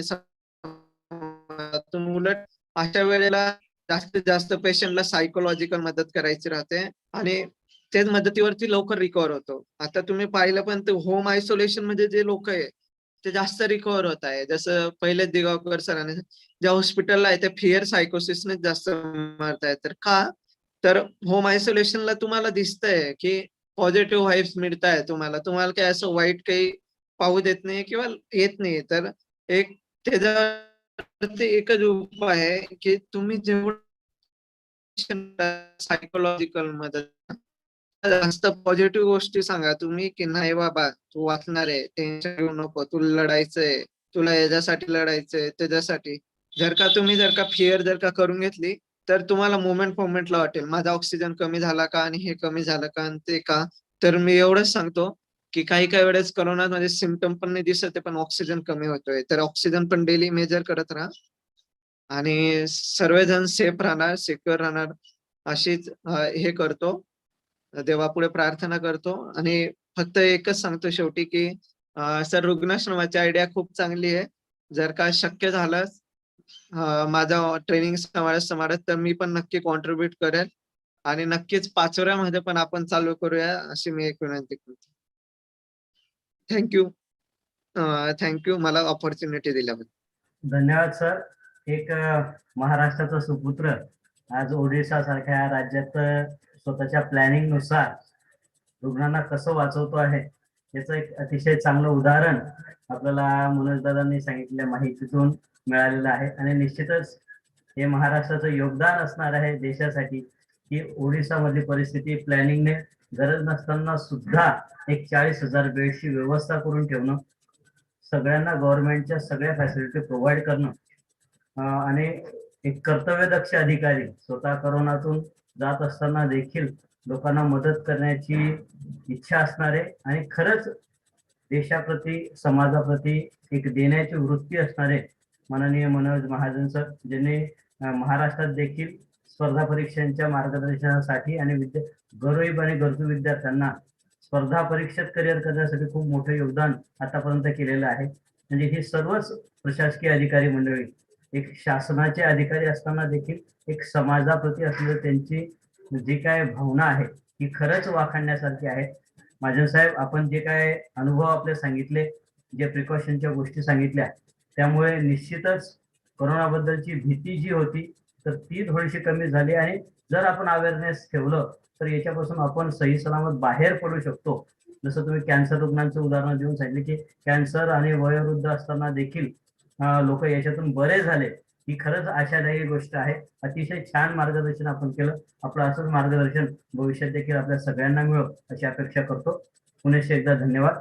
माननीय श्री कपिल पवार सर, जे स्वतः आता जळगावमध्ये आपल्या फील्ड वर्क करून लोकांना ऑक्सिजन, रेमडेसिवीर हवी ती सगळी मदत स्वतः जे करता आहेत, स्वतः ग्राउंड लेव्हलला लोकांच्या मदतीसाठी जात आहेत, अशा मान्यवर श्री कपिल पवार सर यांचं रुग्णाश्रमाबद्दलचं मार्गदर्शन त्यांनी करावं अशी मी त्यांना विनंती करतो. मान्य श्री कपिल पवार सर. धन्यवाद सर. खरं तर आता बऱ्यापैकी मार्गदर्शन झालंय. याच्यात फक्त मी काही 2-4 गोष्टी ऍडिशन करू इच्छितो. सर खरं तर आपण कोरोनाची पहिली लाट किंवा दुसरी लाट किंवा तिसरी लाट अशा 3 लाटा आपण आजपर्यंत ऐकत आलोय. म्हणजे पहिली आणि दुसरी आपण अनुभवतोय. पहिल्या लाटेमध्ये वृद्ध लोकांना जास्त हानी पोचली, आपण असं म्हणत होतो की तरुणांना या लाटेचा काही फरक पडत नाही. दुसऱ्या लाटेमध्ये आता असं अनुभवलं की 18 ते 45 वयोगटामध्ये देखील ही लाटचा मोठ्या प्रमाणात इम्पॅक्ट होतोय आणि असं म्हटलं जातंय की तिसरी लाट ही बालकांना देखील मोठ्या प्रमाणात इजा पोहोचवणार आहे. म्हणजे एकंदरीत जर बघितलं तर सर्वांनाच गिळंकृत करणारा हा आजार आहे. पण याच्यात काही गोष्टी ज्या मी 21 मार्चला म्हणजे मार्चमध्ये जो पहिला लॉकडाऊन लागला तिथून तर आतापर्यंत कोरोनामध्ये अविरतपणे काम करतोय. याच्यात काही जे मला अनुभव जाणवले किंवा काय कोणत्या गोष्टी केल्या गेल्या पाहिजे जे जाणवलं ते थोडक्यात मी सांगतो. तर सर्वांना सांगू इच्छितो की सर्वात प्रथम गोष्ट काय की मास्कचा कंपल्सरी वापर करणं हे कोरोनावर सर्वात महत्वाचं रामबाण आहे. आणि सरांनी मनोज महाजन सरांनी आता जे महत्वाची गोष्ट सांगितलं की पहिल्या लाटेमध्ये फक्त एक मास्क वापरला तरी चालत होतं. पण आताच्या लाटेमध्ये आम्ही सर्वजण स्वतः एक सर्जिकल मास्क वापरतो आणि त्याच्यावरती साधा कॉटनचा मास्क वापरतो किंवा N95 चा मास्क तुम्ही वापरू शकता. तर आता ग्रामीण भागामध्ये प्रॉब्लेम काय की आपल्याकडे एक साधा मास्क आहे आणि तो मास्क पण आपण मी बघतोय की येतात आणि सर्वजण घरात कुठेतरी शर्ट टांगतात तसा तो मास्क टांगून देतो. आणि कालांतराने कोणी पण त्या मास्कला हात लावतो आणि नेमका पर्पज साध्य होत नाही. म्हणजे जे छोटे छोटे प्रॉब्लेम आहे कोरोना पसरायचं त्यातला मला पहिला प्रॉब्लेम मास्कचा वाटतोय.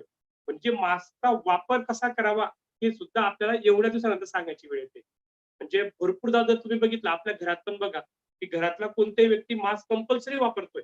पण वापरल्यानंतर जेव्हा ते घरात येतात तेव्हा ते घरात कुठेतरी अशा ठिकाणी ठेवतात तिथं सर्वांचा संपर्क येईल किंवा अशा ठिकाणी टांगतात की जिथं कोणीतरी हात लावेल.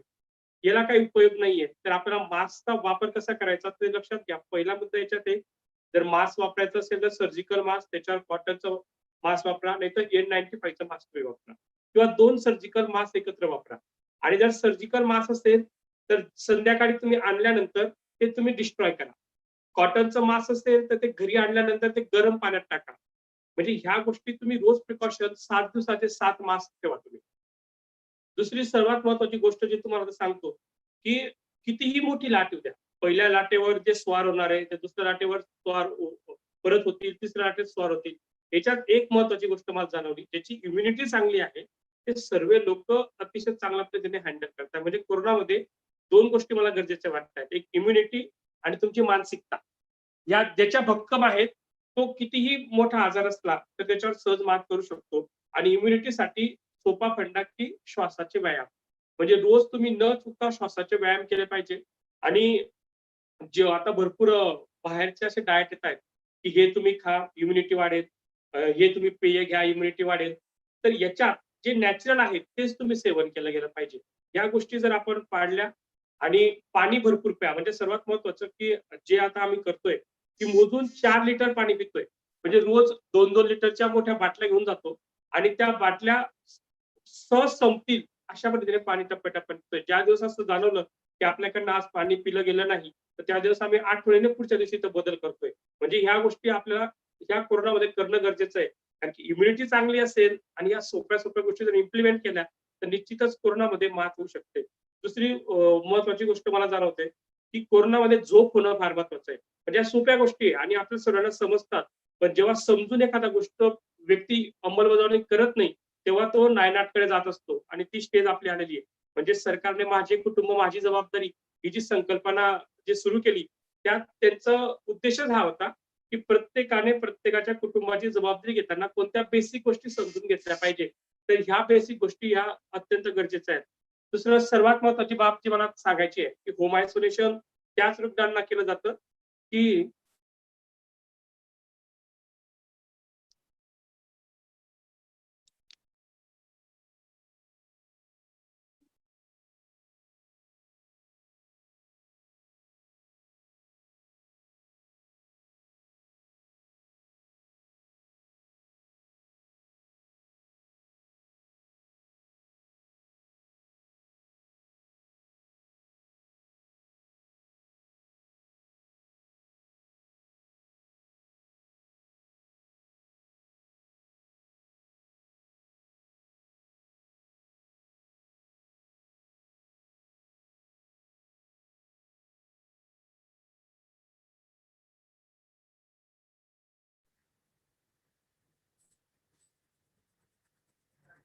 दादांचा संपर्क थोडासा गेलेला दिसतोय.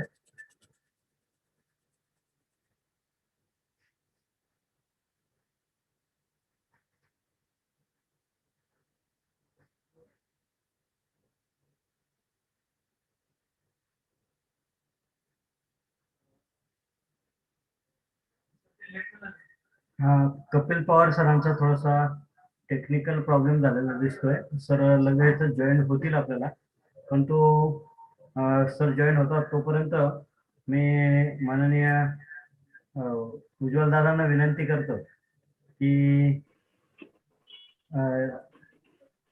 गिरीश पाटील सर पण या ठिकाणी आहेत. तर मी योगी ग्राम स्वराज्य संस्थापक गिरीश पाटील यांना मी विनंती करतो की दादांचा संपर्क होईपर्यंत आपण आपलं मार्गदर्शन करावं. सर्वांना माझा नमस्कार. माझा आवाज तुमच्यापर्यंत येतोय हे फक्त सर मला एकदा कन्फर्म करून सांगा. हा, येतोय सर. येतोय, क्लिअर Yes. येतोय. आजच्या आपल्या कार्यक्रमात उपस्थित सर्व माननीय वक्ते, सर्व मान्यवर आणि उपस्थित सर्व श्रोते हो. आपण आधी प्रताप सरांना ऐकलं, त्यानंतर उज्ज्वल दादा बोललेत, मनोज दादा बोललेत, कपिल सर बोलत होते. कोविड आणि त्या संदर्भातला त्यांचा प्रत्येकाचा अनुभव आहे. आदरणीय उज्ज्वल दादांकडे त्यातलं वैद्यकीय शिक्षण असल्यामुळे त्यांना त्याबाबतही त्यांचा अनुभव आहे, किंवा मनोज दादांचा प्रशासकीय क्षेत्रातला, हे सर्व ते सांगत होते. मला या निमित्ताने 2 बातम्या आठवल्या. एक वाईट बातमी, एक चांगली बातमी. चांगली बातमी ही आहे की सुदैवाने ग्रामीण भागातल्या डिसेंट्रलाइज पद्धतीने मॅनेजमेंट करायच्या गोष्टींबाबत आज चर्चा सुरू झाली आहे. उज्ज्वल दादांनी डिसेंट्रलाइज पद्धतीने आरोग्याचं व्यवस्थापन करण्यासाठीचं एक पाऊल पुढे टाकलंय. ही एक चांगली गोष्ट आहे. आणि जी वाईट बातमी होती, ती वाईट बातमी अशी की आतापर्यंत म्हणजे भारताला स्वातंत्र्य मिळून आपण आझादी का अमृत महोत्सव साजरा करायला जातोय, तोपर्यंतही अजूनही ग्रामीण भागात म्हणजे पंचायत राज व्यवस्थेचं जे उद्दिष्ट होतं, त्या उद्दिष्टांकडे वाटचाल करत असताना आपण अजून कमी पडलेले आहोत, हे यातनं एक दिसून येत आहे. त्यामुळे जेव्हा मी याकडे बघतो, म्हणजे रुग्णाश्रमांची गरज, त्याकडे मी थोडा लॉंग टर्म दृष्टिकोनातनं बघतो. म्हणजे मला वाटतं मी शेवटचा बोलणारा आहे आणि त्यानंतर आदरणीय उज्ज्वल दादा आणि सर्व मान्यवर प्रश्नोत्तर करणार आहेत. त्यामुळे मला समारोपीय स्वरूपाचं माझं हे बोलणं असणार आहे. आणि त्यामुळे मला सांगावंसं वाटतं, आम्ही योगी ग्राम स्वराज मध्ये जे काम करतोय ते ग्रामस्वराज या विचारावरचं काम आहे. महात्मा गांधींनी भारताला स्वातंत्र्य मिळाल्यानंतर तत्कालीन सर्व स्वातंत्र्य सैनिकांना सांगितलं की आता सगळ्यांनी गावात जा आणि गावातल्या लोकांची सेवा करायला लागा. त्यासाठी त्यांनी ग्रामस्वराज हा एक विचार आणला. त्यासाठी काही मूल्यांची स्थापना केली. म्हणजे उज्ज्वल दादांच्या या आधी म्हणजे नोबेल मार्फत एक कार्यक्रम आयोजित केला होता, ज्यावर उज्ज्वल दादा बोलत होते. आणि त्यात दादांचं म्हणणं होतं की मूल्याधिष्ठित जो आपला समाजाची व्यवस्था होती ती हळूहळू कमी होत चालली, किंवा ते मूल्य कमी होत चालले. आणि मग असं सगळं असताना हा ग्राम स्वराजचा विचार खऱ्या अर्थाने गावांना तारणार आहे असं मला वाटतं. म्हणजे ग्राम स्वराज म्हणजे काय, तर थोडक्यात सेल्फ सफिशियंट, आत्मनिर्भर अशी गावं, आजच्या आपल्या प्रधानमंत्र्यांच्या भाषेत आत्मनिर्भर गावं.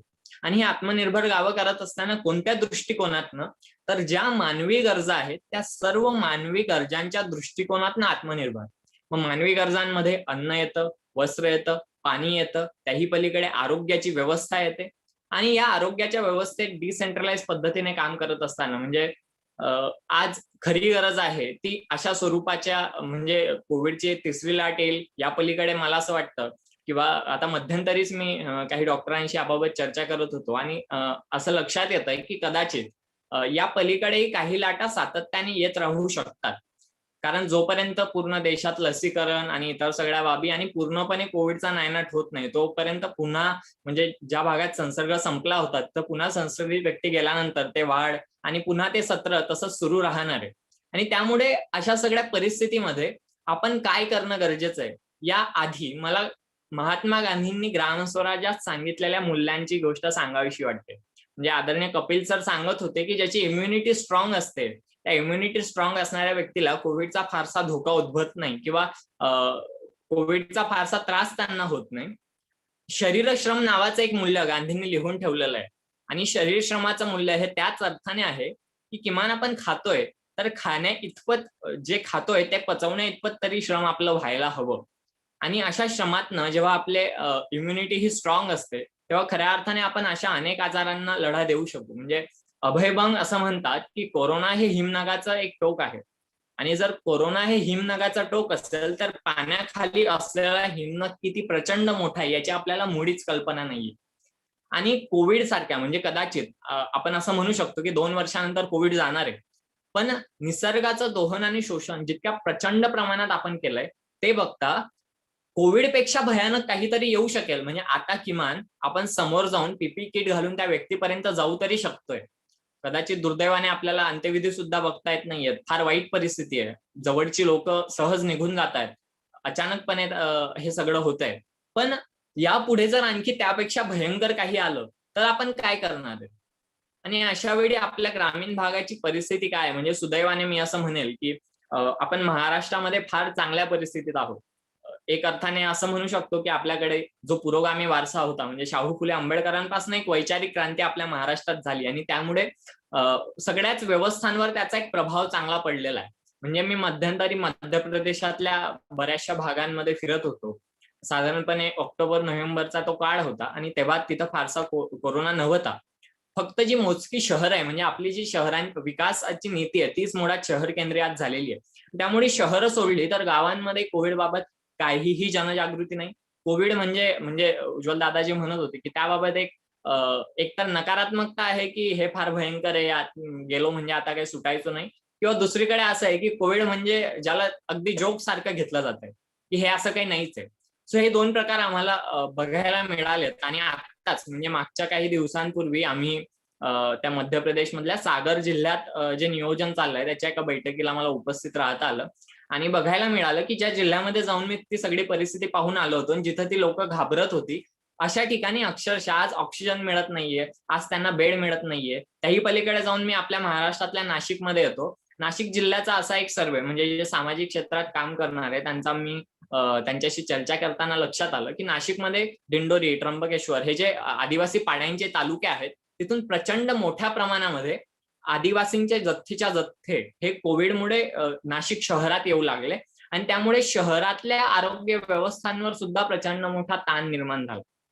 सांगायचं हे की एक गाव म्हणून आत्मनिर्भरतेचा विचार करत असताना गावाला लागणारी आरोग्य व्यवस्था सुद्धा आपल्याला तयार करता यायला हवी. एव्हाना ती प्रत्येक गावाची गरज आहे. म्हणजे जसं माणसाला हवा हवी आहे, जशी पाणी हवं आहे, जसं अन्न हवंय, तसंच प्रत्येक गावाला हे आरोग्य व्यवस्थापन करणं गरजेचं आहे. आरोग्य व्यवस्थापनाची एक यंत्रणा हवी आहे. आणि कदाचित म्हणजे मला असं वाटतं की कोरोनाने आपल्याला ही संधी दिली आहे की ही व्यवस्था इस्टॅब्लिश करण्यासाठीचा प्रयत्न आपण आज करू शकू. म्हणजे कम्युनिटी लेव्हलवरचं जे मॅनेजमेंट आहे, मध्यंतरी मेंढालेखाचे जे मोहन हिराबाई हिरालाल आहेत त्यांना ऐकताना त्यांच्याकडनं ते बऱ्याचदा बोलतात की मुंबई दिल्लीत आमचं सरकार, पण आमच्या गावात आम्हीच सरकार. म्हणजे मुंबई दिल्लीमध्ये ज्या यंत्रणा काम करतायत त्या आमच्यासाठीच काम करतायत, पण आमच्या गावात जेव्हा प्रश्न येतो तेव्हा आमच्या गावात आमची जबाबदारी की आमचं आरोग्य, आमच्या शिक्षणाची व्यवस्था, आमच्या उत्पन्नाच्या साधनांमध्ये वाढ करण्याची व्यवस्था, आमचा आर्थिक स्तर वाढण्याची व्यवस्था, ह्या सगळ्यासाठी गावाने एकत्र येण्याची गरज आहे. हाच काहीसा या बाबतचा मुद्दा आहे.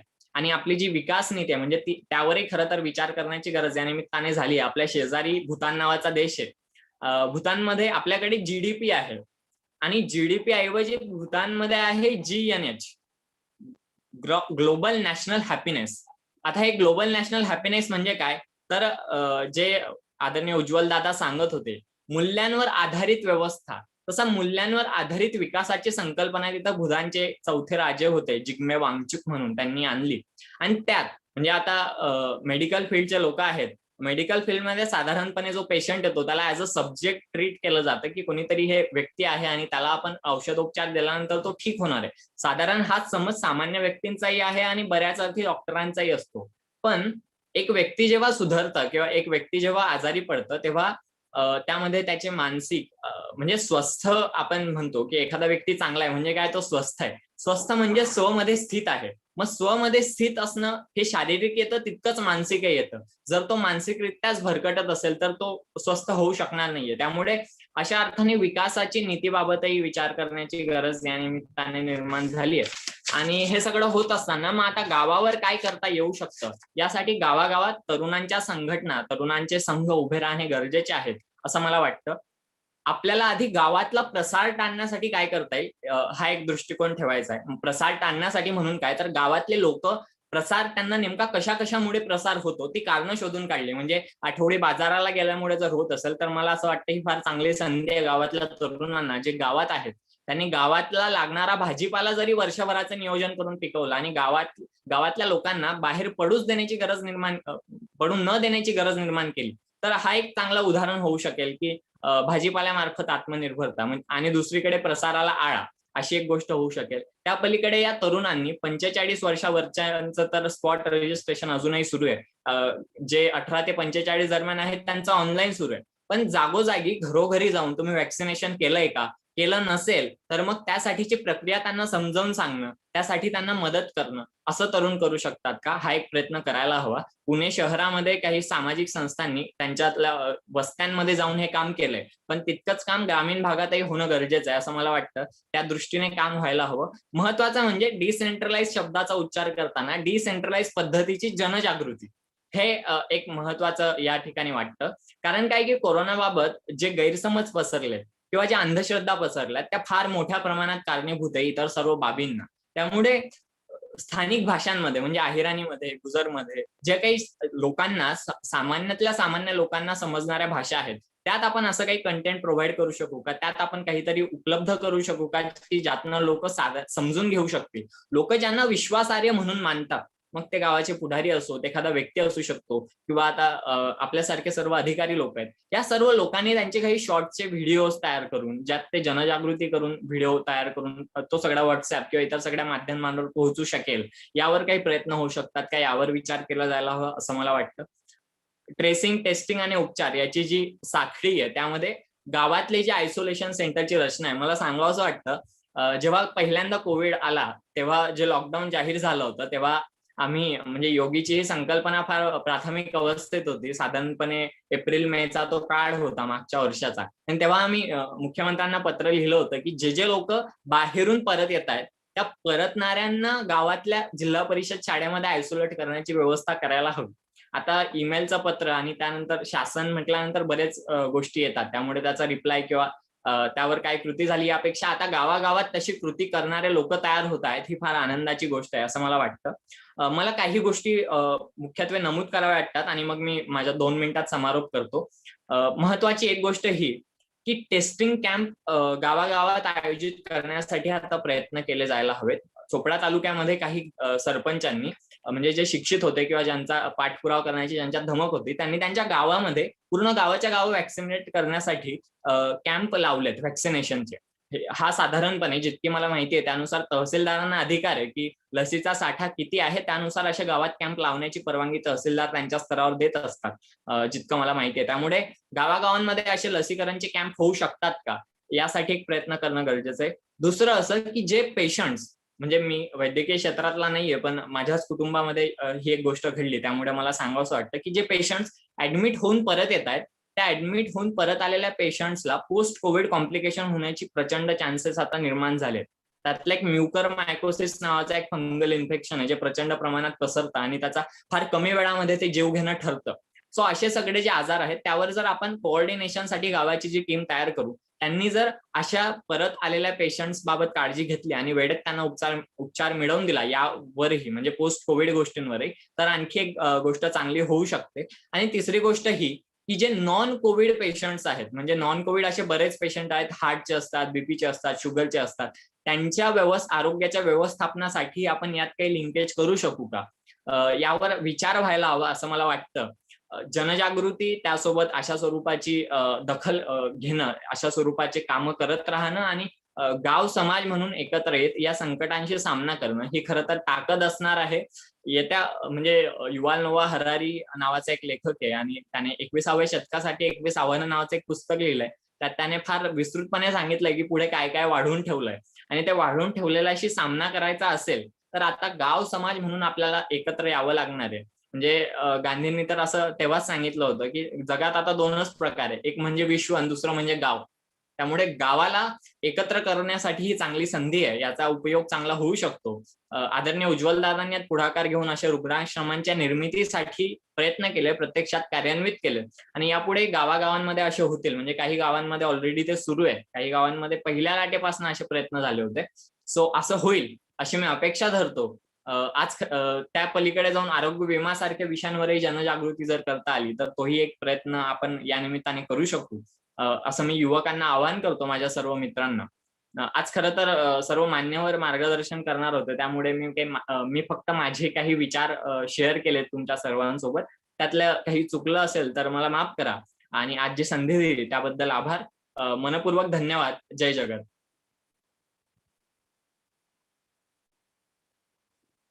Thank you sir. हॅलो. हा, गिरीश, अतिशय छान मार्गदर्शन तुम्ही केलेलं आहे. आणि फक्त महाराष्ट्रच नव्हे तर महाराष्ट्राच्या बाहेरच्या देखील विविध ठिकाणचे दाखले देऊन, विविध ठिकाणचे ज्या काय कमिट्या आहेत त्यांचा अभ्यास करून आणि विविध लेखकांचं आपल्या वाचनातून जे काही भविष्यातील काही गोष्टी आहेत तर त्याबद्दल देखील अतिशय चांगलं मार्गदर्शन आपण केलं. आपण जी संकल्पना मांडली की पोस्ट कोविड मॅनेजमेंट, तर त्याची खरोखरच खूप गरज आहे. आणि गांधीजींचं नई तालीम यामध्ये त्यांनी जे म्हटलं होतं की खेड्याकडे चला किंवा स्वयंपूर्ण खेड्यांची व्यवस्था ही महात्मा गांधीजींनी आपल्याला खूप अगोदरपासूनच देऊन ठेवलेली आहे. परंतु दुर्दैवाने आपली एज्युकेशन सिस्टीम म्हणा किंवा आतापर्यंत चालत आलेल्या गोष्टीमध्ये गांधीजींची नई तालीम येऊ शकली नाही. आणि म्हणूनच आज आपण आजच्या अशा वेबिनारची गरज पडते की खेडे स्वयंपूर्ण करा, त्या ठिकाणी कोरोनाचे व्यवस्थापनाची व्यवस्था करतात. खरं तर महात्मा गांधींनी अगोदरच या गोष्टीची कल्पना आपल्या सगळ्यांना दिली आहे की स्वतःचं ग्राम जर स्वयंपूर्ण असलं तर तुम्हाला कोणत्याही गोष्टीसाठी कुठे जायची आणि वेगळं काही करायची गरज पडणार नाही. निश्चितच तू या कमी वयात एवढी मोठी मॅच्युरिटी दाखवून अतिशय ओघवत्या शब्दात करोना, त्याचा अवेअरनेस आणि इतर बाकीच्या गोष्टी देखील खूप छान पद्धतीने मांडल्या. त्याबद्दल आरंभ ग्रुप, खानदेश अधिकारी मित्रमंडळ, मिशन आय जळगाव व ज्ञानदीप महाविद्यालयाच्या वतीने निश्चितच तुझ्या मार्गदर्शनाचा सगळ्यांना फायदा होईल. उज्ज्वल दादांना फक्त मी आता विचारू इच्छितो की दादा, तिसऱ्या लाटे संदर्भात आपण काही मार्गदर्शन करू इच्छिता का, किंवा त्याच्याबद्दलचं काही प्रिकॉशन आपण काही सांगू इच्छिता का? तिसऱ्या लाटे संदर्भात अजून फार जास्त क्लॅरिटी आली नाहीये. हैदराबादला एक म्युटेंट व्हेरियंट सापडला कोरोनामध्ये, म्युटेशन होत आहेत, त्यामुळे याचा गंभीरता दरवर्षी वाढत जाते. आणि जसं मागच्या वर्षीचा जो कोरोनाचा व्हेरियंट होता त्यामध्ये मुख्यत्वे जे ओल्ड एज पेशंट होते आणि कोमॉर्बिड पेशंट होते, ज्यांना हायपरटेन्शन, डायबिटीसचा त्रास होता, त्यांना जास्त धोका होता. यावर्षीचा जो व्हेरियंट आहे युके व्हेरियंट, यामध्ये तरुणांना पण धोका आहे. तसं आता हे प्रेडिक्शन चाललेले आहेत की जो न्यू व्हेरियंट आहे हैदराबादमध्ये जो सापडलेला आहे, डबल व्हेरियंट आलाय, डबल म्युटंट आलाय, ट्रिपल म्युटंट आलाय, तर त्यामध्ये हे अजून फक्त प्रेडिक्शन्स आहेत. तर त्यावर सायंटिफिक जी लॉबी आहे किंवा ते जे अरेना आहे त्याबद्दल चर्चा चालली आहे. ग्रामीण भागामध्ये किंवा आपल्या स्तरावर त्यावर भाष्य करणे योग्य नाही. घाबरण्याचं अजून कारण नाही, अजून ते येत नाही. जे आपल्याला बेसिक आहे ना, जसं मनोजरावांनी सांगितलं, गिरीशने सांगितलं, कपिल दादांनी सांगितलं की मास्क लावणे हे बेसिक आहे, साधी गोष्ट आहे. हात धुणे हे बेसिक आहे, आयसोलेशन ठेवणे हे बेसिक आहे. तर आपण त्याच्यावर त्या अनुषंगाने चर्चा करू. बिहेव्हिअरल चेंजेस आहेत आपल्यामध्ये, त्याच्यावर चर्चा करू. ग्राम विकसन किंवा ग्रामीण पातळीवर जे आपल्याला करण्यासारख्या गोष्टी आहेत त्याच्यावर चर्चा करू. जे म्युटंट आणि व्हेरिएशन आहेत त्याच्यावर बोलणं आणि चर्चा आहे, आणि त्याच्यावर उपाय पण आहे आपल्या हातात. त्या आपल्या कंट्रोलच्या बाहेरच्या गोष्टी आहेत. एवढं बोलतो.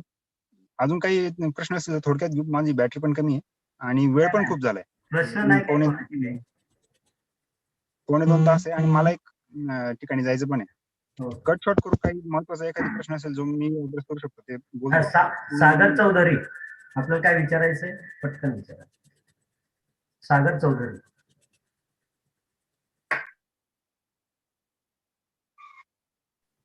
Unmute hello. करून घ्या तुम्हाला. हॅलो हा, विचारा. सर, आवाज येतोय? हा, येतोय बोला. नमस्कार सर. वेळ खूप कमी आहे आपल्याकडे, कारण की आपले काही प्रश्न असतील इतर जणांचे. सर, माझा पहिला प्रश्न म्हणजे असं आहे की मी देखील ग्रामीण भागातूनच बिलॉंग करतो, चाळीसगाव तालुक्यातून. तर सर, ग्रामीण भागात क्वारंटाईन सेंटर उभारणं खूप महत्वाचा हा एक प्रश्न आहे. तर या ठिकाणी म्हणजे ग्रामपंचायत प्रशासन हे कमी पडतंय, पहिला मुद्दा म्हणजे. आणि लॉकडाऊनमुळे सगळे कामकाज बंद पडलेत आणि खेडेगावात नोकरीची म्हणजे नोकरी पाण्याला म्हणजे प्रमाण खूप कमी आहे, पहिला मुद्दा म्हणजे. त्यामुळे ग्रामीण भागात आज टाइमपास करण्यासाठी आज वेळ नाहीये, पहिलं जर खरं सांगायचं म्हटलं तर. तर पत्ते खेळणं वगैरे हा हे काही व्यवसाय चालू आहेत. तर त्या ठिकाणी देखील म्हणजे प्रशासन कमी पडतंय त्यांना आवर घालण्यात, आणि लोकांची मानसिकता तशी झाली आहे. तर पहिला मुद्दा म्हणजे पोलीस प्रशासनाने देखील इकडे लक्ष द्यायला पाहिजे सर, पहिला प्रश्न. आणि दुसरा प्रश्न म्हणजे सर, विलगीकरण कक्ष गाव पातळीवर जर लसीकरण जर झालं सर, म्हणजे पहिला मुद्दा लसीकरण करणं लसीकरणालाच लोक घाबरताय. लसीकरण करण्यासाठी प्रशासन सरकार खूप जोर टाकतंय की लसीकरण व्हायला पाहिजे, पण कुठेतरी लसीकरणाचा म्हणजे लस भेटत नाहीये, तुटवडा भासतोय. इथून आम्हाला 10 ते 12 किलोमीटर अंतरावर शिरसगाव या PHC ला जावं लागतं लसीकरणासाठी. आणि माळशेवगा आणि शेवरी हे 2 गाव मिळून एक गट ग्रामपंचायत आहे. इथं जर असं म्हणजे गाव लेवलला जर लसीकरण झालं तर लोकांचा ओढा तिकडे वाढणार आहे आणि PHC वरचा भर कमी होईल. म्हणून ग्रामपंचायतीला जर जिल्हाधिकाऱ्यांमार्फत म्हणा किंवा तहसीलदारांमार्फत म्हणा जर तशा ऑर्डर जर आल्या आणि तशी जर ऑथॉरिटी ग्रामपंचायतला दिली की ग्रामपंचायत स्तरावरच लसीकरण व्हावं, तर ते देखील योग्य होईल. आणि बस तेवढा एक प्रश्न होता सर माझा.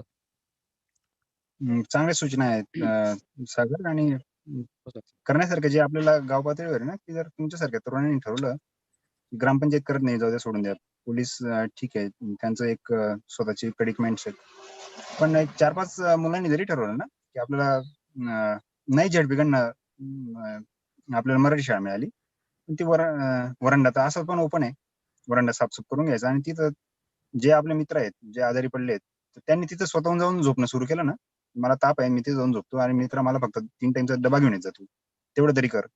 तर एक पायंडा सुरू केला, त्याच्यावरून ते इमिटेशनने, अनुकरणाने हे सेंटर सुरू होते.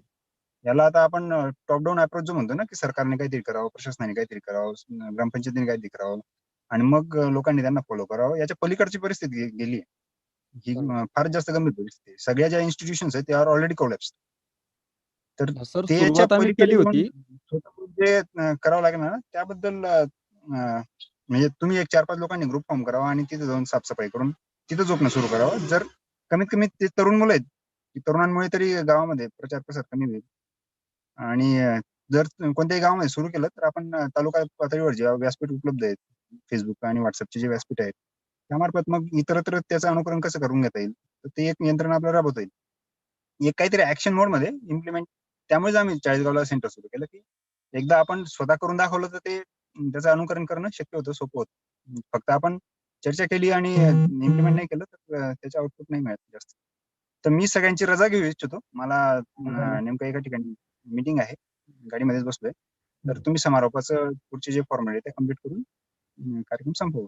धन्यवाद दादा. धन्यवाद. निश्चितच आज प्रतीक दिघावकर साहेब, उज्ज्वल दादा, मनोज महाजन साहेब, कपिल पवार सर आणि गिरीश पाटील यांनी अतिशय छान मार्गदर्शन करोनाबद्दल, करोनाच्या अवेअरनेस संदर्भात आणि आपण स्वतः काय करू शकतो, स्वतःची मदत स्वतः कशी करू शकतो, इतरांना आपण कशी मदत करू शकतो.